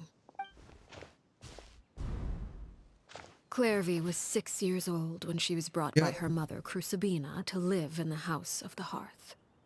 From the outside, it seemed like a fairy tale. A thriving family made up of kind adults and friendly children. Crucibina was the knave at that time, and the House of the Hearth was under her control. She was Clairvy's mother by blood, but she was also the mother to all the children in the house. Clairvy was happy here, for a time. But she quickly realized that being part of this family wasn't a fairy tale at all. It was a kind of purgatory. Purgatory? Exactly. The House of the Hearth takes in war orphans from all over Tevat. But as for how to raise them, that depends entirely on the person in charge. Crucibina came up with a novel idea. She would teach the children to fight, force them to duel each other, and then crown as the king of the house the child who proved themselves most worthy of inheriting her title. It's difficult to estimate the number of children who died or were maimed in the process. There's little I can say about the ones who died. The ones that emerged with permanent injuries, on the other hand, well, they still served a purpose. They would be handed over to the doctor to be experimented on, or sent away on dangerous missions. Nothing more than tools to be used and then discarded. So those were the experiments Clairvy was talking about. But what actually happened to her? You said that Clairvy was Crucibina's daughter, so if Clairvy tried to convince her to stop what she was doing, Crucibina probably would have listened, right? No, she did not. Despite being Clairvy's mother, Crucibina cared little for her daughter. She forced Clairvy to join the House of the Hearth only as a means to demonstrate her own impartiality as a mother, to prove that she treated all her children equally. Clairvy did try to convince her mother to change her ways, but it was to no avail. After her efforts failed, the only other option was to rise up and try to fight back. Unfortunately, the other children had already been thoroughly indoctrinated into the illusion of happiness Crucibina had created. Of course, there was one exception. Someone Clairvy's age who knew the truth about the House of the Hearth. Her name was Peruware. Peruware? So that's her name, Peruware. Wait, the friend that Clairvy mentioned? Friend, huh? I suppose we can call her that for now. Clairvy was a cheerful and passionate person with a tenacious spirit. Peruware, on the other hand, was rather cold-blooded. Her cold-blooded nature allowed her to see through Crucibina's facade. Yet, it was also this cold-bloodedness that prevented her from acting against it. At least at first. While Clairvy longed for freedom, Peruware was convinced that, amid all the fighting and violence, she would make it until the end. Despite their differences, the two became fast friends, united by their knowledge of the truth. Clairvy told Peruware that she hoped to create a real family, where no one would be killed or sacrificed. There may have been a certain naivete to her ideas, but Clairvy proved her determination many times over. She tried countless times to run away, ask for help, or expose the truth. But her efforts only earned her beating after beating. The only thing that kept her going was her strength of will. Even with her body racked with pain, she would still stand on her tiptoes and open the window at night. She and Peruware would look out at the moon together, a fierce longing for freedom shining in her eyes. But one day that light simply vanished. Oh no. What happened? Her hopelessness resulted from a culmination of things. 10 years had passed. 10 years worth of failure after failure. She and Peruware weren't children anymore, but finding any chance to escape still seemed as hopeless as ever. It was during this time that Peruware suggested a new plan. If escaping was out of the question, why not take down the very person sitting on top of this throne of lies? Mother herself. Clairvy rejected that proposal. She claimed that, as a famous harbinger, Crucibina possessed an unimaginable amount of power. Trying to kill her would have an incredibly low chance of success. Clairvy never gave another reason, but Peruware could see it written all over her face. Clairvy still thought of Crucibina as her mother.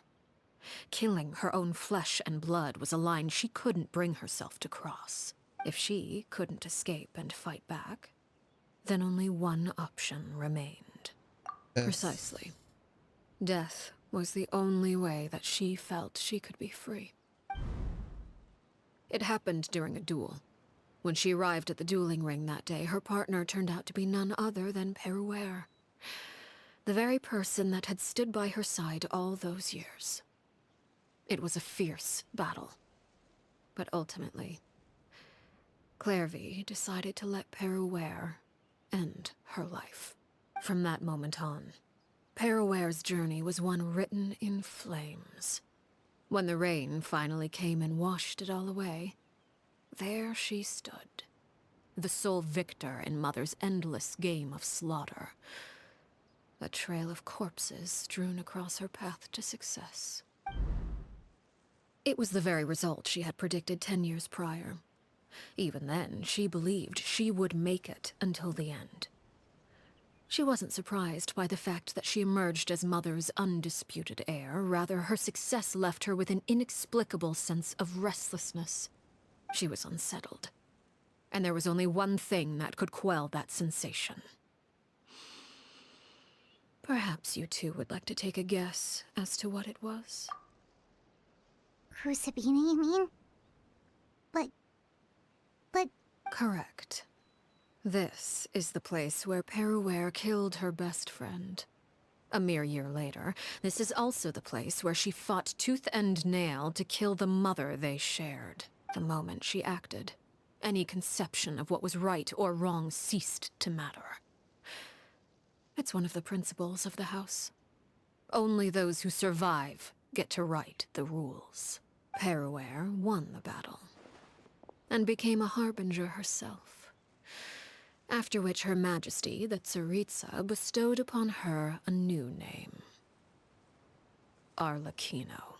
So the Perry Clairvy was talking about... It was you all along. Your Parroware. Arlecchino is just a name you got later. This was your story? I left that name behind long ago. I must say, hearing it now does bring back memories. After I defeated Crucibina, the moniker of Mother died with her. I chose to forego the title she called herself and even chose to give up my own name. I rebuilt the House of the Hearth under a new identity. Not only as Arlecchino, but as father. And that is where the story ends. Any more questions? Every we met, though, who is she? Yeah. Based on what you just told us, Clairvy wasn't a little kid when she was killed. So the Clairvy we met... was she really a spirit at all? I suppose you could call her an illusion born of flame. Her existence is like ashes to a fire. Something left over in the wake of blaze and ruin.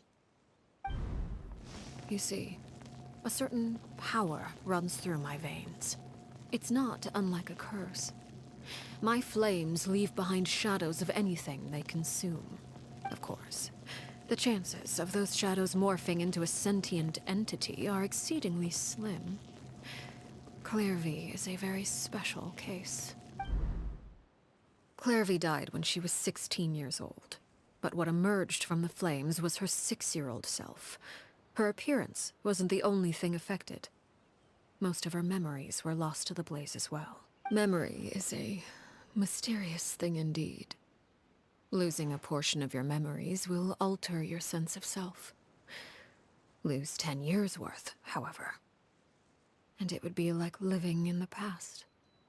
Like returning to a version of yourself that never grew up. No wonder Paimon got such a weird feeling when we were talking to her.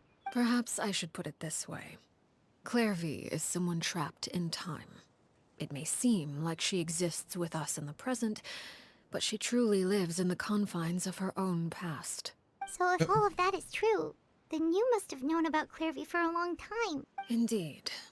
She's a rather volatile and unstable entity.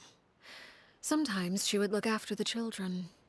She's even saved some of their lives. But other times, she would hide from me and become obsessed with revealing the truth about the house to anyone who will listen. Shadows don't have the capacity to learn or grow. Any new information they encounter is quickly forgotten over time. Your attempts to expose Clairvy to sunlight. They failed, yes? The reason is actually quite simple. In Clairvy's mind, the house is impossible to escape. And it is this very perception that traps her there. But no matter. All I have to do is kill her again, and all will be resolved. I don't anticipate so much as a single speck of ash will be left behind this time. Wait! Paimon can understand why you might want her gone, but isn't there another way? So what if she's trapped in her 6-year-old self? She's still your friend! At least talk to her first! It's too late for that. She broke the rules, and now she must be punished. That goes for Filial and Nantoy as well. She's had quite the effect on them. I hope you understand. The difference between Crucibina and myself lies in our formulation of the rules, not our policy for enforcing them. Upholding the rules without question is a trait we both share, because that is how a household should be run. Is this really what you want to do? Whatever could you mean? Don't you want to say a proper goodbye at least? Whether as a killer or as a father, there are two things that must be avoided at all costs: anger and sorrow. Anger makes you impulsive. Sorrow causes you to waver. Well, it appears it's about time to proceed.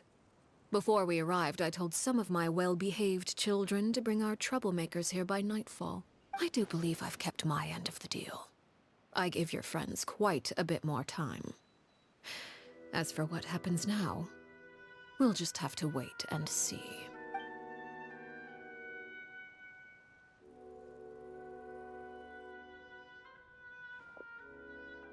Here they are, Father. Ah, you gonna execute him? Seeing something like that would actually be a first for me. Lenny! I'm sorry. I heard about how you helped buy us more time, but I still failed. I couldn't find a way to fulfill her wish. Huh? Are you... Perry? Indeed, it's been a while, Clairvy. Perry! Shh. Stay right there. I'm sorry to postpone our reunion, but first, I believe certain scores need settling.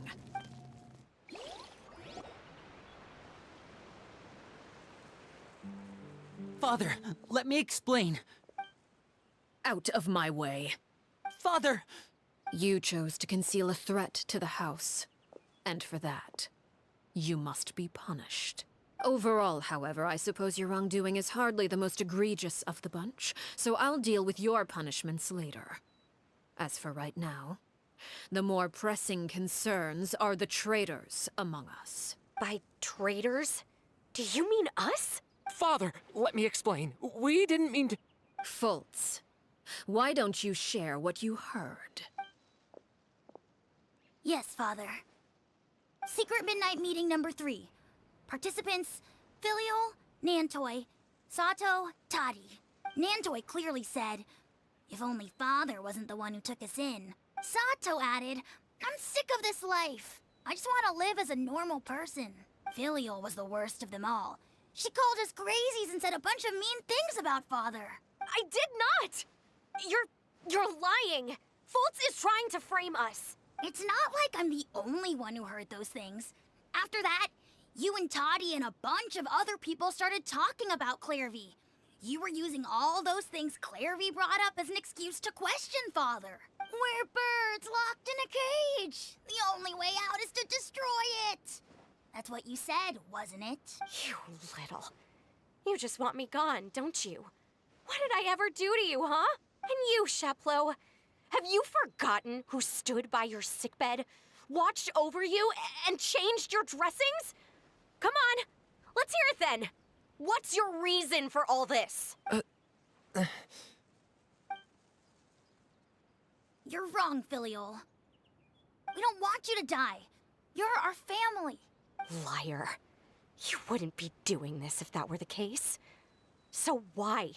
Why have you backed us into a corner? We all live in the House of the Hearth. You know the type of work we do, Filial. A single betrayal can cost dozens of us our lives. It's not like it's never happened before. That kind of thing is hard to forget. That's why the House of the Hearth cannot tolerate any form of betrayal. Ever since we came to Poisson, you've had 7 secret meetings. A lot of the things you talked about really crossed the line. You've been spying on us for half a month? Wait a second. Now that I think about it, the move to Poisson was just a way to make it easier to spy on us, wasn't it? Because we were all in one place. You've had this planned all along. Filial, Nantoy, I'm sorry. I owe you both my life. I owe Clairvy too. If it weren't for all your help after I got poisoned, I wouldn't be standing here today. If this were any other situation, I would do anything to repay that kindness, even if it cost me my life. But rules are rules. I'm sorry. My hands are tied. Why? Why? That's enough, Filial. We made a mistake, and we should own up to it.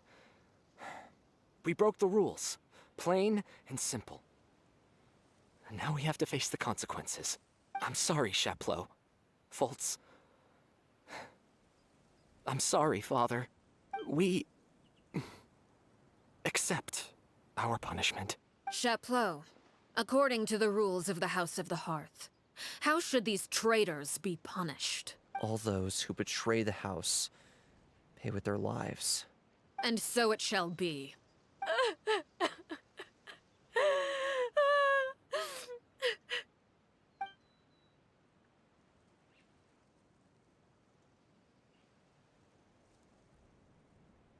Father, please wait!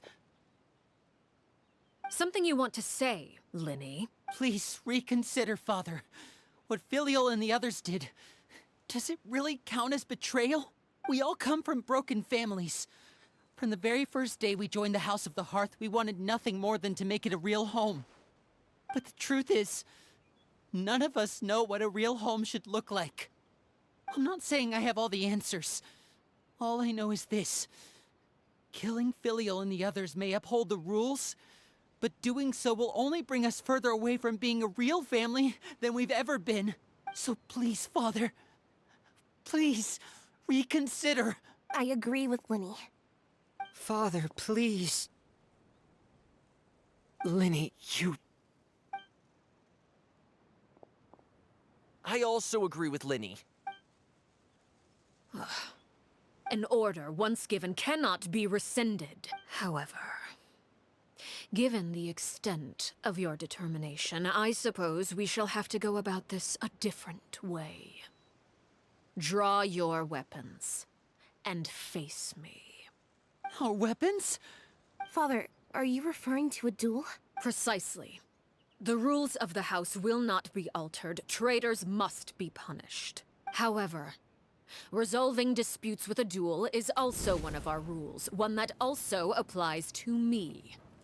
Demonstrate a sufficient showing of strength, and I shall offer a concession. Wait. Beat Father in a duel? Impossible. Father is way too strong, even for Lenny.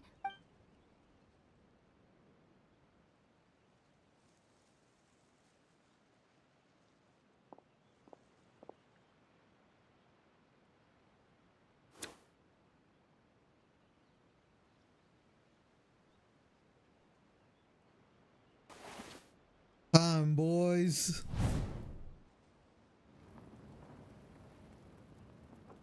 Did you hear that, Traveler? Lenny and the others have to duel the knave. What should we do? Can they really win something like that? If they lose, those people from the house are really gonna be executed. Hey, are you listening?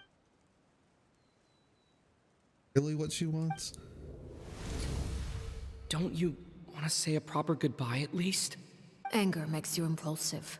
Sorrow causes you to waver. Then she never actually answered my question. That makes the answer pretty obvious, doesn't it? Looking at that expression on her face, she seems really serious about this. Guess that means there's no chance she's throwing the duel on purpose, huh? On purpose, although... When guests are around, families are often on their best behavior. And any disputes are less likely to escalate. When the time comes, make the choice that you deem most appropriate in the situation, and lend your help to the House of the Hearth. This is Wrong, this. Traveler! Hey, where are you going? Traveler? I like to see for myself what the fourth of the Fatui Harbingers can do. You're asking to join the duel against the knave? I'll allow it. We do have a ready-made dueling ring at our disposal, after all. Let's go. All I would advise is this. Keep a firm grasp on your weapon, and give it your all. Any less, and you may just lose your life. Let's start. Let's start, baby.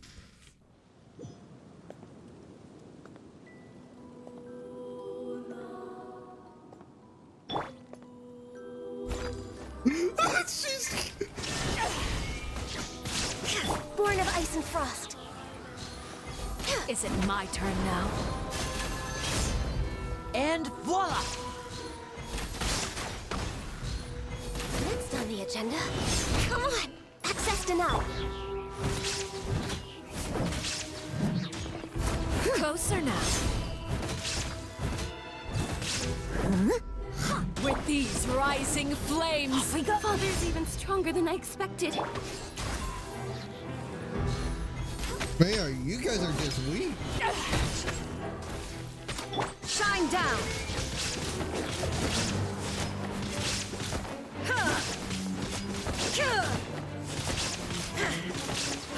Look out! Now that's more like it. Closer now.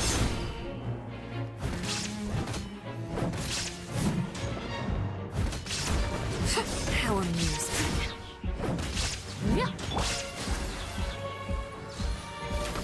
these rising flames! And voila! Is it my turn now?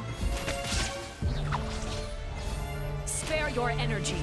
Running is of little use. The countdown has begun.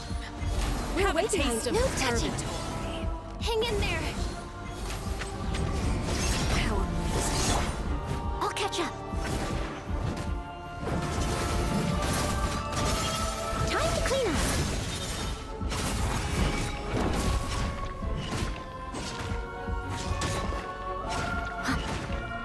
Get in gear! The countdown has begun. Someone needs assistance. Like a fly tangled in a web.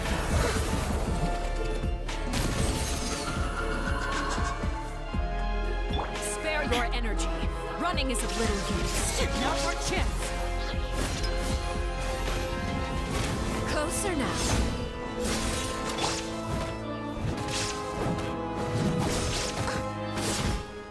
I'll catch up. Steady as stone. Let's light it up! Not bad. Hang in there. Proven to be a worthy opponent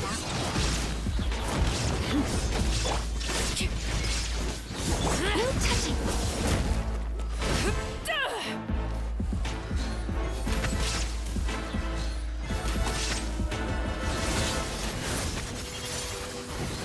Try to pace yourself. There we go.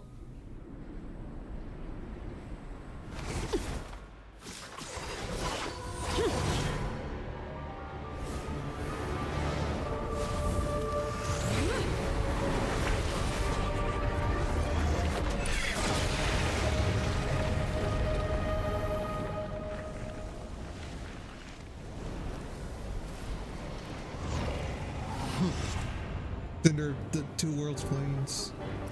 Oh.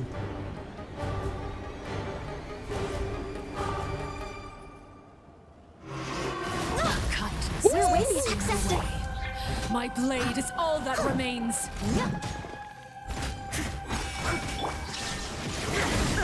I'm going in. Born of ice and frost. All hail. Now's our chance! Over here.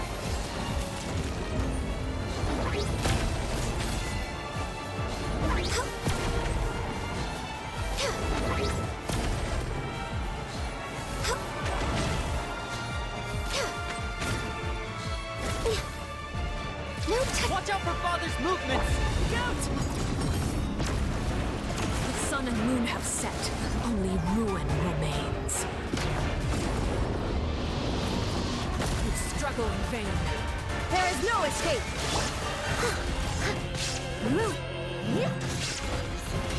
Now's our chance! Over here.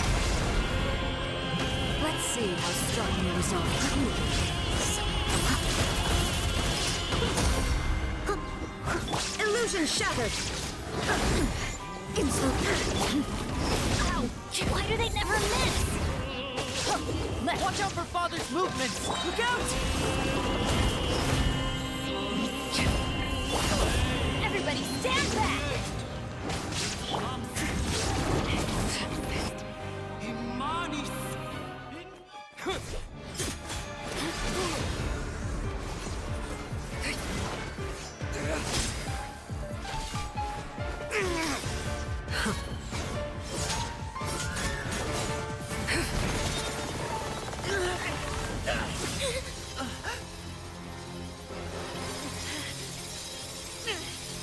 You should know better than to crowd in one place.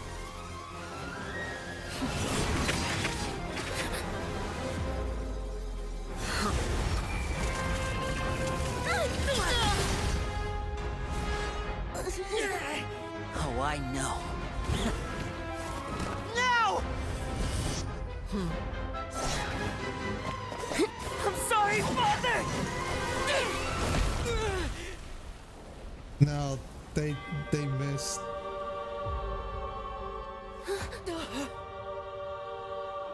Sorry for what? This pitiful excuse for an attack.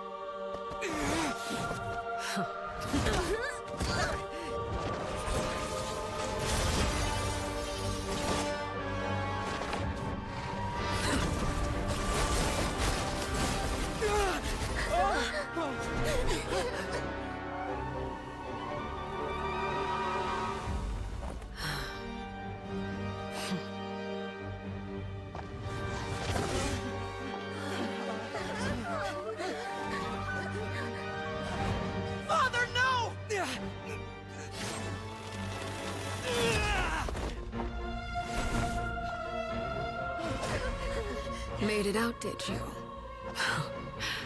You're stronger than I expected.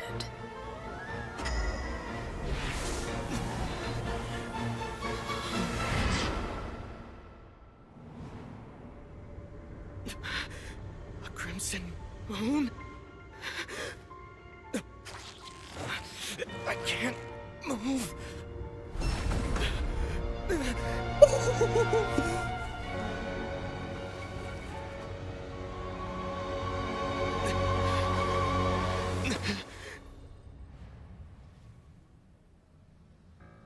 Still, not strong enough to beat me. What do you mean?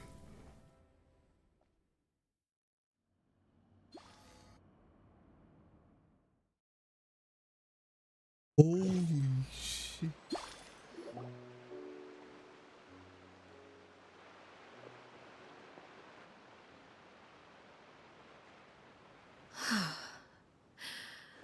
I believe we can end things here.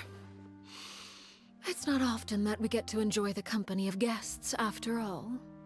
We wouldn't want things to get too out of hand. Brother, are you alright? Lenny! Given that I am the victor of this duel, as agreed, the punishment stands. No! I never thought things would end like this. However, everyone involved in the duel demonstrated a remarkable level of strength and determination.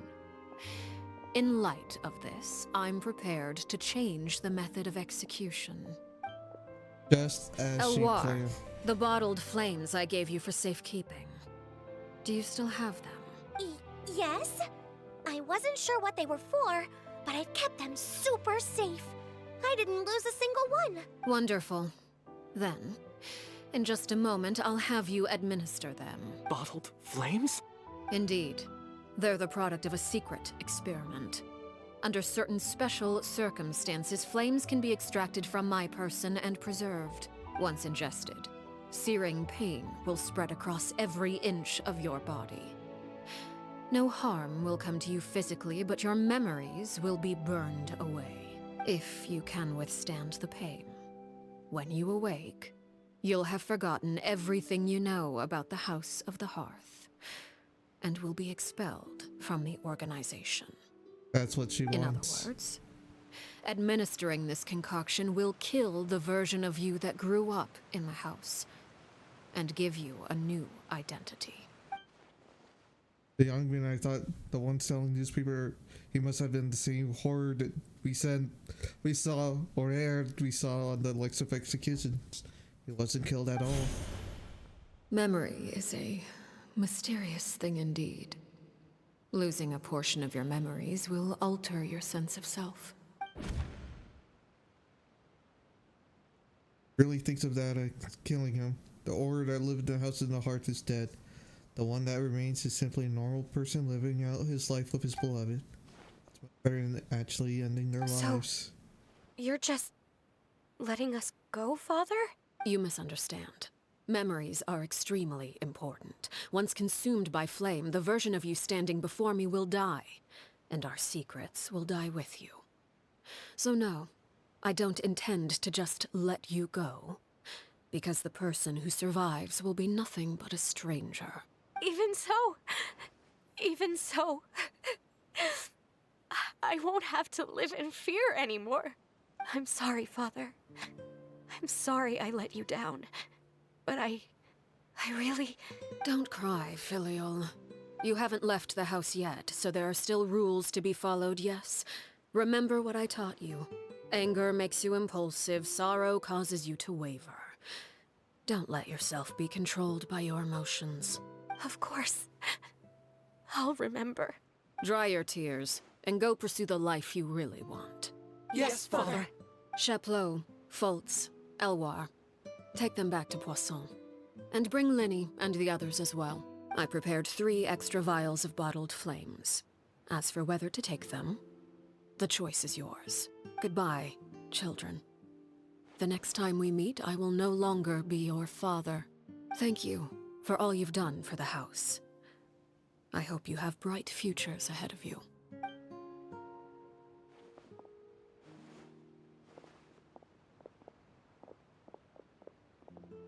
Oh shit. Father! Let's go.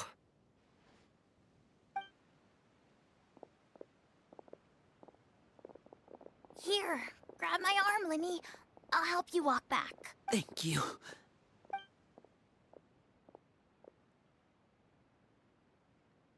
Claire V.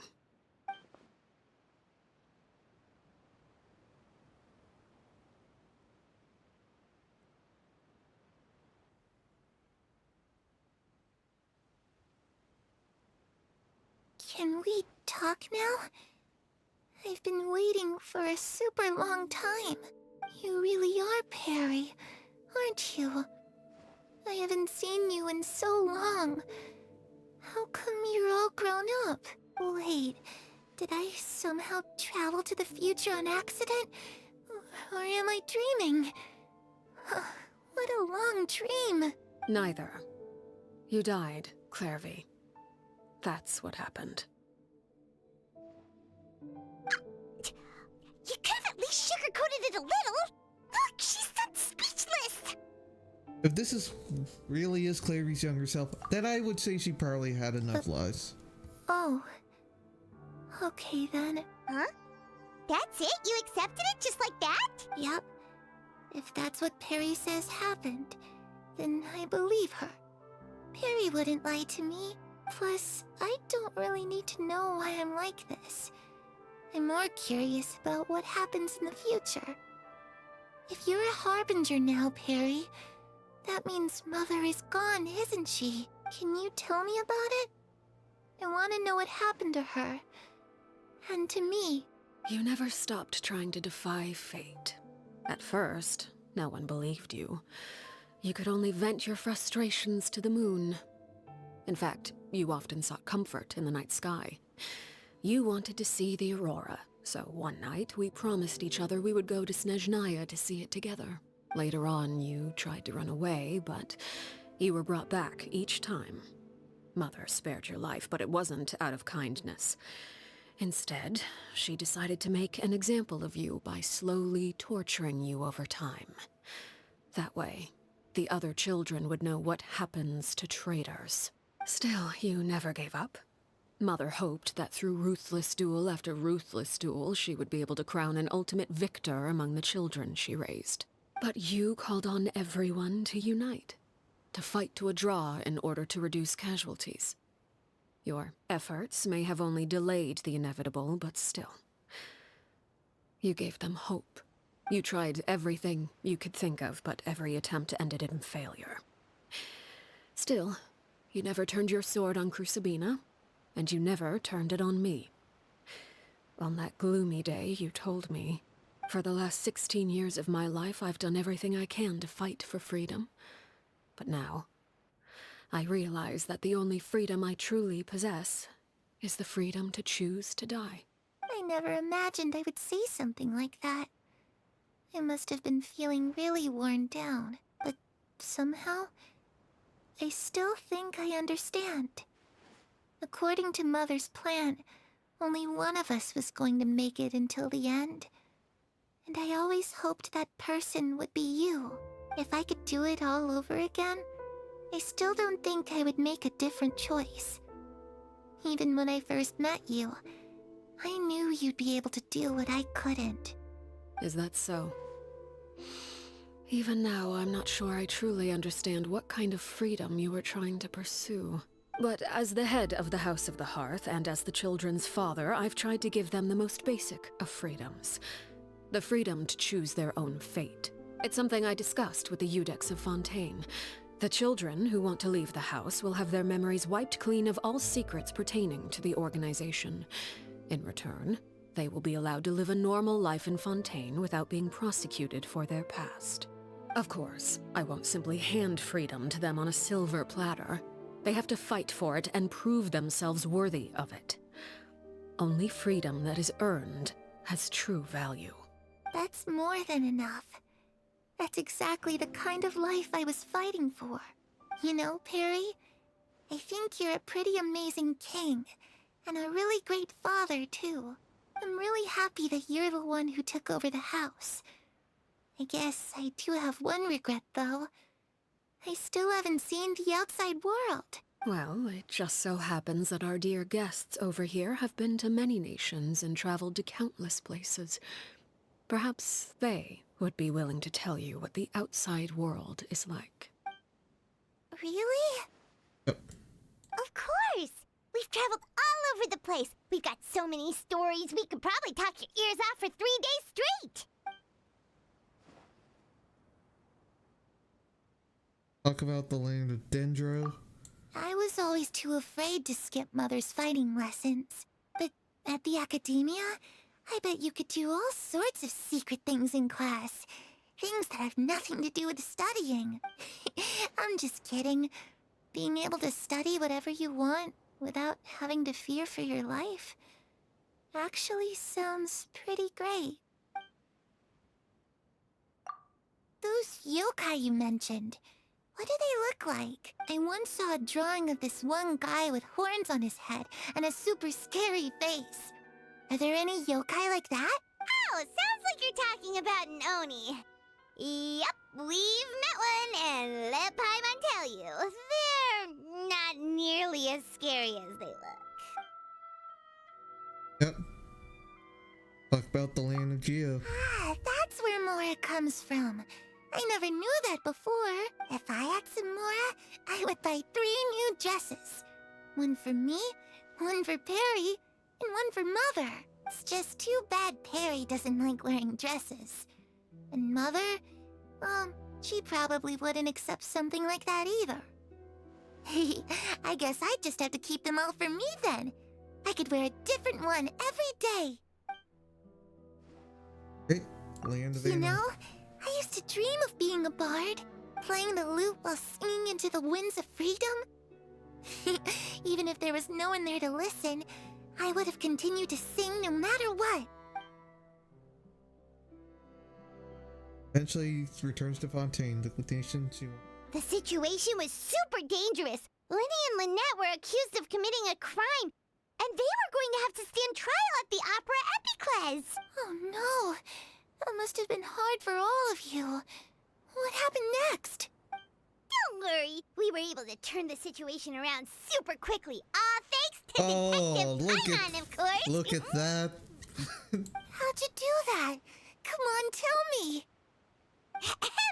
Okay, so it was like this.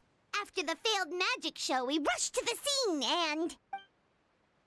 Listening really intently to Paimon's story about our time in Fontaine, she seems really happy. Like all her troubles have been forgotten. Never been able to truly relax, but I'm not sure how long this moment. Shadows don't have the capacity to learn or grow. Any new information they encounter is quickly forgotten over time. Time passes, she'll probably forget everything we've told her and go back. Right in the shadows. Prison. And she's in the sunlight.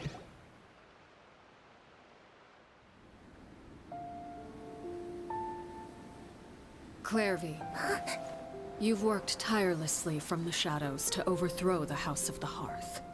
Now, by my authority as the Knave, I shall announce how this matter ends. You are hereby expelled from the House of the Hearth. You are no longer tied to this place, nor are you bound by its rules.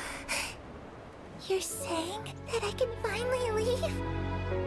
I get to experience the outside world as well? Oh, I almost forgot. There's no getting older for me. Still, seeing who you grew up to be makes me really happy, Parallel. Take care of yourself. Goodbye. May we meet again someday.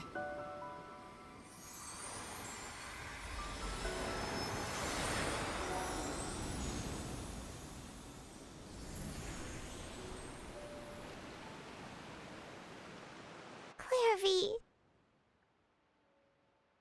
left so soon. Paimon didn't even get to finish her story. I also have certain sentiments left unsaid. I wanted to tell her that the aurora I saw in Snezhnaya was just as beautiful as the ones in the pictures. But a shadow's memories reset at dawn. Had we delayed any longer, we wouldn't have had the time to say goodbye. Whatever regrets may linger, let them be lost to the coming of a new day. Father? It's Linny! Hey, Linny!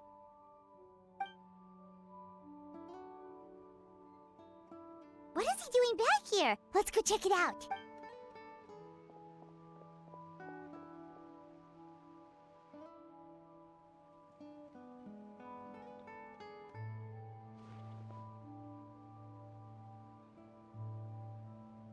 Father, the bottled flames have been administered. Filial and the others have left the house. And you? What have you decided? Thank you for giving us that choice, Father. But we never wanted to leave the house. It's the only home we've ever known. Lynette and Fremine feel the same way. They're recuperating back at the Hotel Bouffe d'été. But I decided to come back and tell you where we stood. I'm sure you're well aware of the expectations I have for you. I want you to follow in my footsteps and become the next king of the house. Yet you seem to have different ideas, I must admit. I'm rather surprised by your decision to stay. There's nothing wrong with choosing to live a quiet life. Leading this organization is a heavy responsibility, one not so easily carried by someone forced onto the throne. I just never understood what you saw in me. What made you believe I was deserving of that throne? You're brave, talented, and, most importantly, you cherish your family. You would do anything to protect them, even if it costs you your life.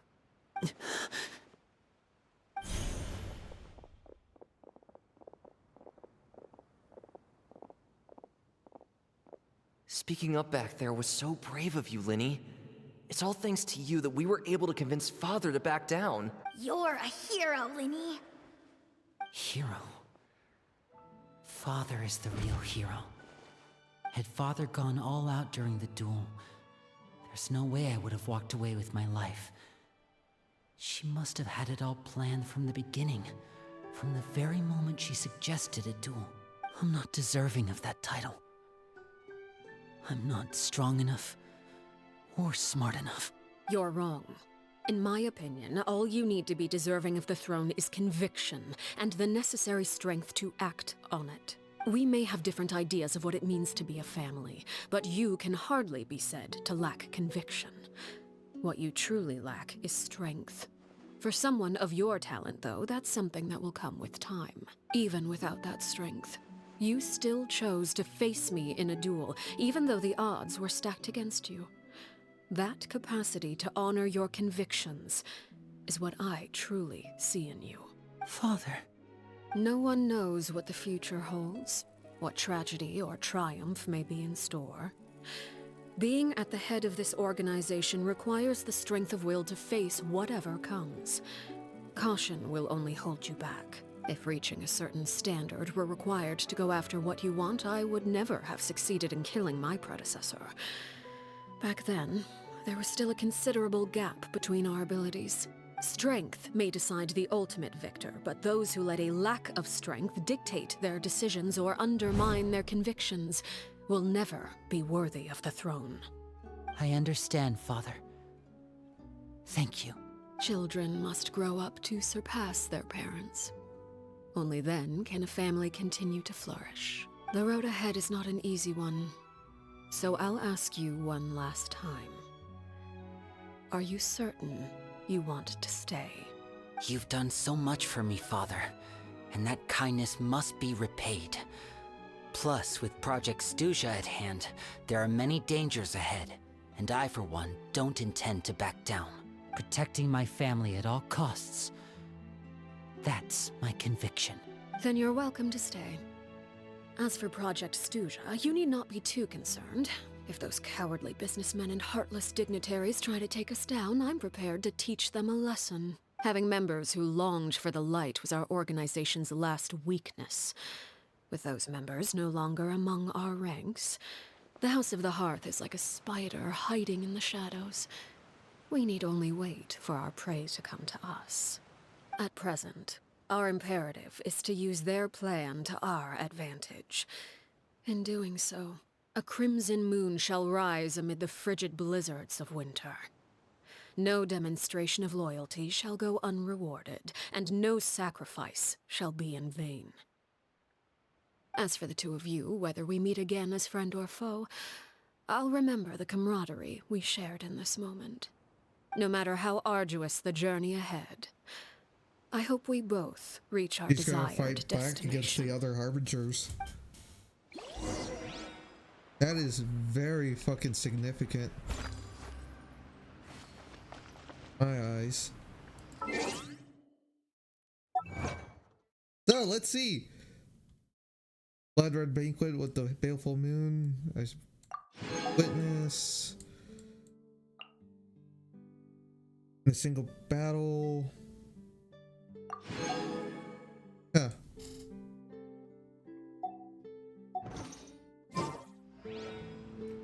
Two days later. Alright. But it's fucking scary that we did not win against her. I'm assuming it would require us a whole lot of, I don't know. So, I guess the Traveler is weaker than the 4th, but stronger than the 8th. Alright. Didn't Linny say that Lynette and Fremine were recovering at the Hotel Booth d'Ete? Oh, Paimon wonders how they're doing. Maybe we should go check on them.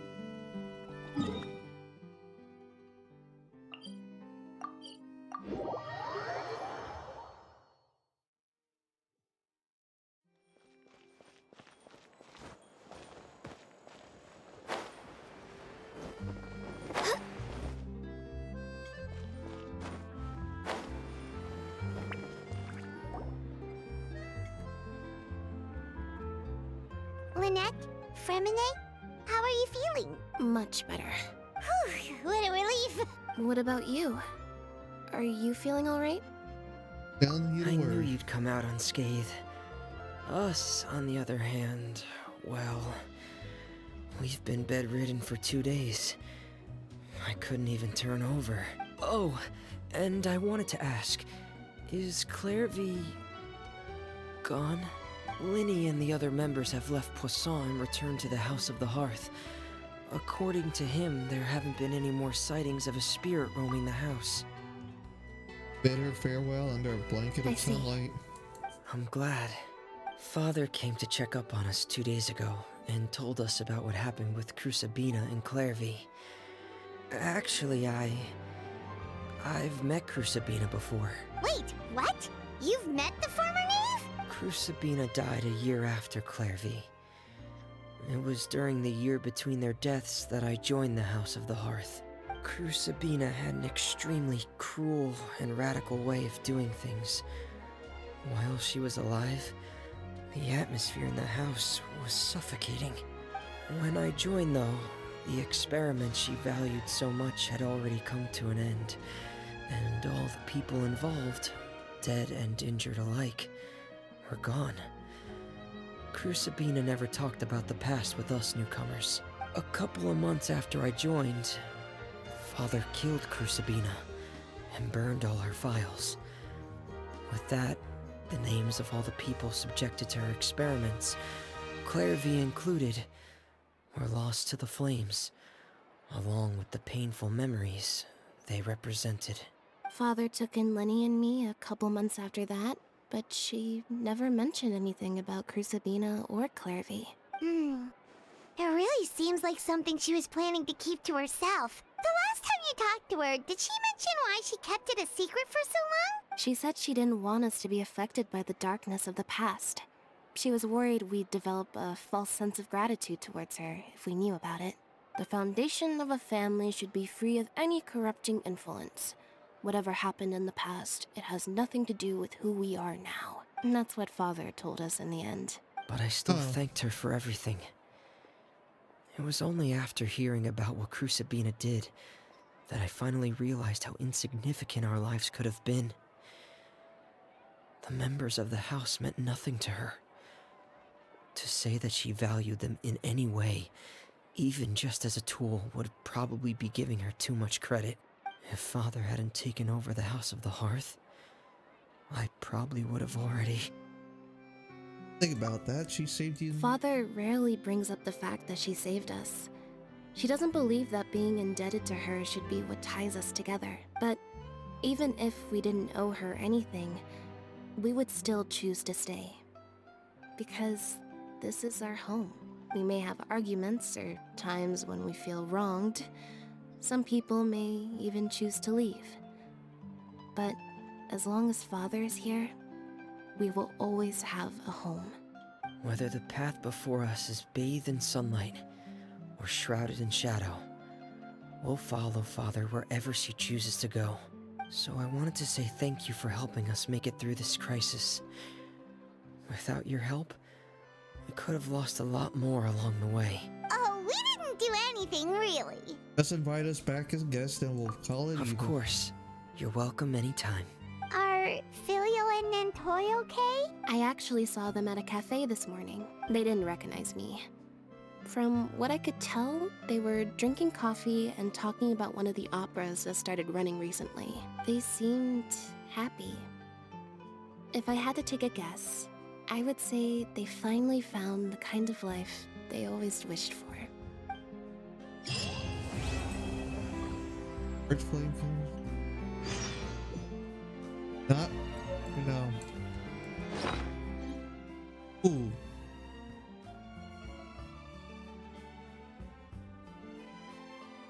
It said that some ancient legends hold a heart to be the symbol of home, not only providing protection for children at night, but also providing a path to a new life.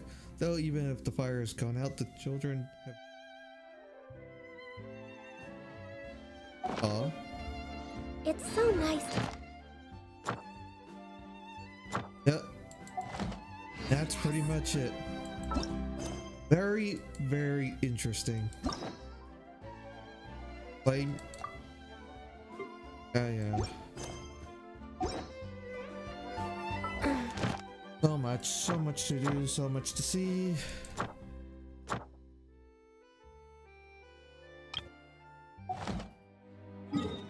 Let's run it back one more time. Really sad that, yeah, judgment.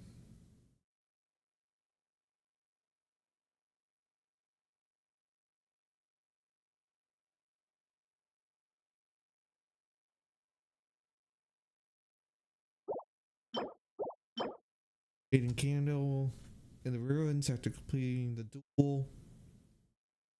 Light may become shadows. You can add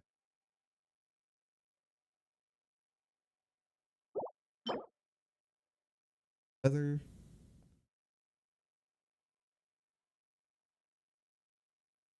thoughts have matured. Bushes. Simile of feathers. God damn. We never even won.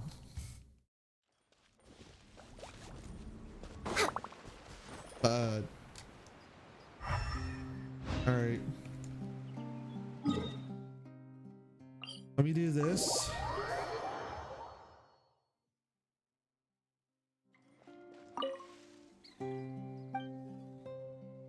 Oh, fucking.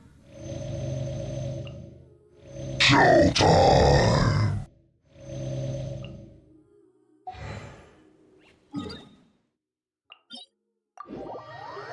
Yeah, the tribal really needs to get their powers back. if they're really hoping to like ever face off against the Sarisa and the Jester, the Doctor, the Capitan. We're way behind schedule. Captain, whatever. But with that out of the way, let's start, shall we? Hey. Destiny leaves no room for excuses. All choices must undergo the trial of sharpened blades, naive mistakes, ill-defined betrayals to courage, bring about ends. All these must brave a test of strength. Awakening when you receive, while facing Crimson Moon, the rude awakening you receive while facing the Crimson Moon lingers in you still. Relieve this battle in your memories. Yet learn something new. Oh shit. They really want to hammer that point in. You never won. It may probably would last a good while, but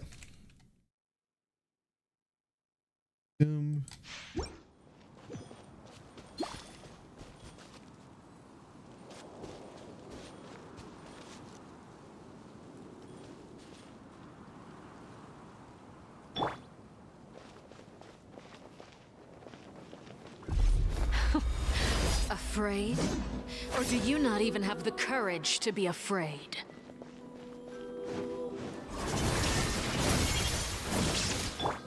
Is it my turn now?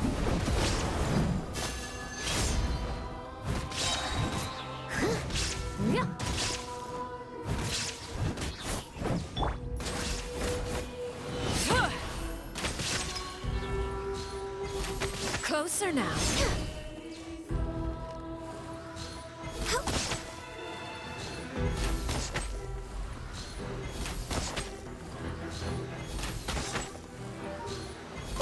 With these rising flames!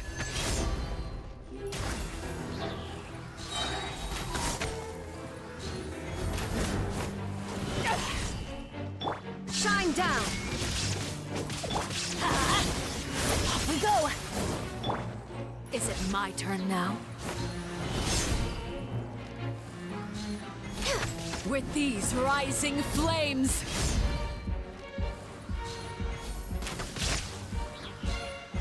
Now that's more like it.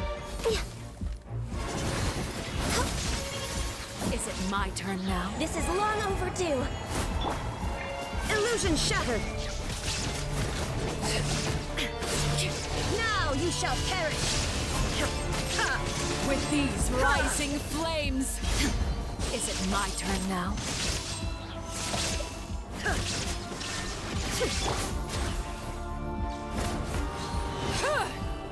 holy shit, she's a damn sponge.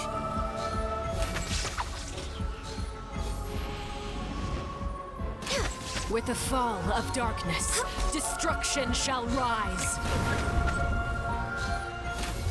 Have a taste of purgatory.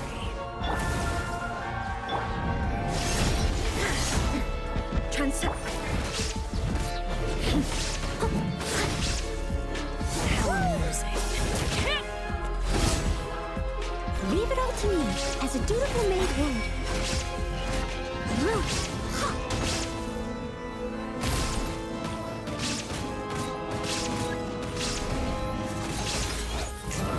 The countdown has begun. Like a fly tangled in a web.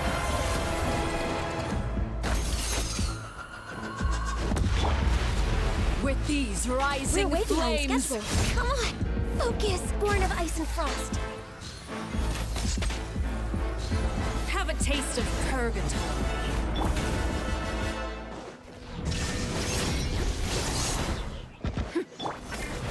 I must leave no stone unturned.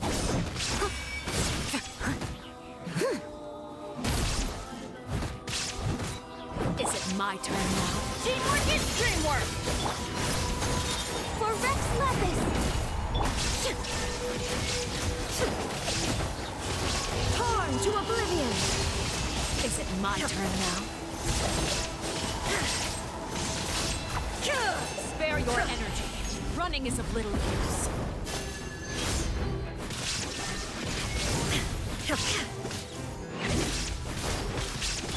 Is it my turn now?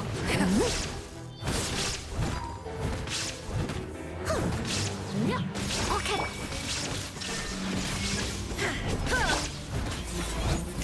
The countdown has begun. Like a fly tangled in a web.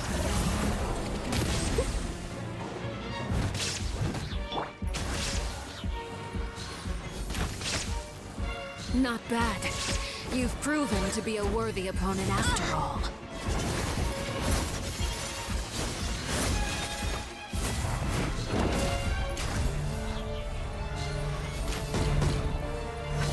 Not bad. You've proven to be a worthy opponent after all. Did I miscalculate? Leave it all to me, as a good knight should.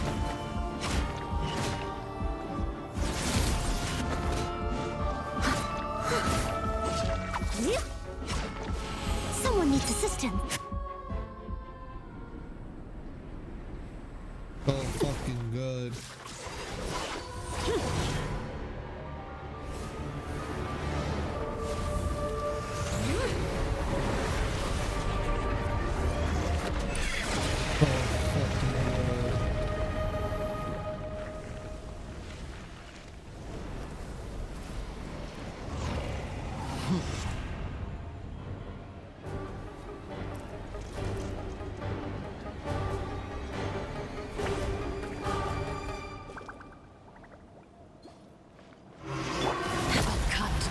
Seared away. My blade is all that remains.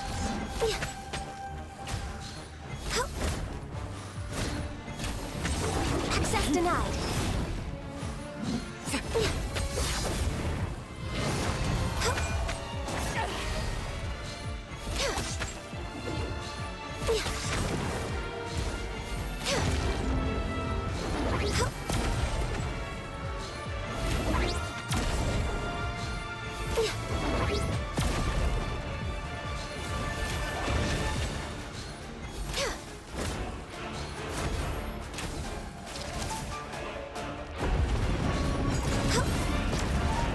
The sun and moon have set. Only ruin remains. You struggle in vain. Born of ice and frost.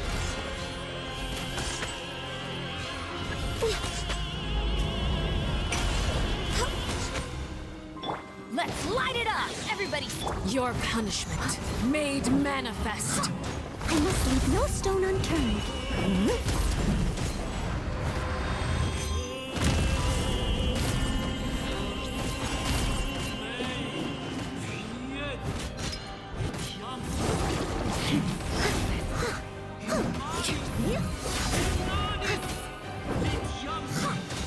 Shine down! No touching! I can fix this!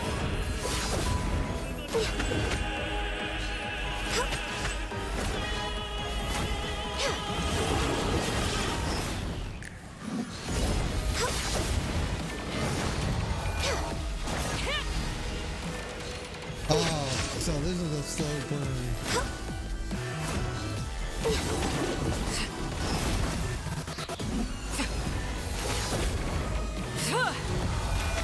We're way behind schedule.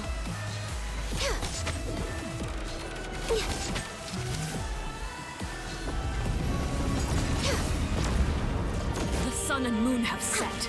Only ruin remains. You struggle in Access vain. denied.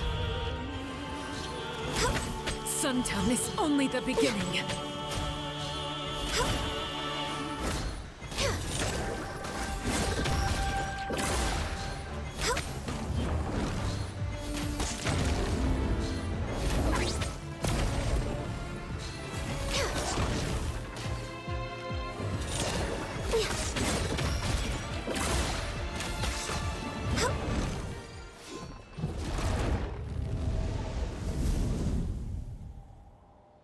Oh, wow. That is amazing. They'll forever tell you, no, you cannot beat her. Which I just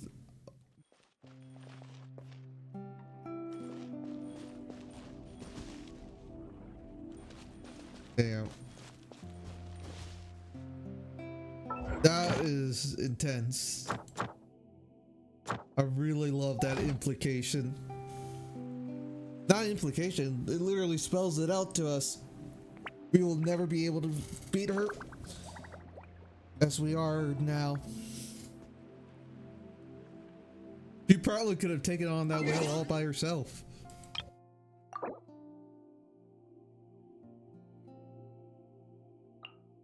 Yep, I can use her if need be. Still have... Alright, at least these tell me that, hey, these are the ones that have actual story quests. Do them. Yeah. Be very interesting. Oh, remember this one? This one was also good. Very interesting. Irma. Well, let me check what time it is. It's 2:26. I think I'll leave it. So, I will be back in a little bit. Let me just use the bathroom and all that. So,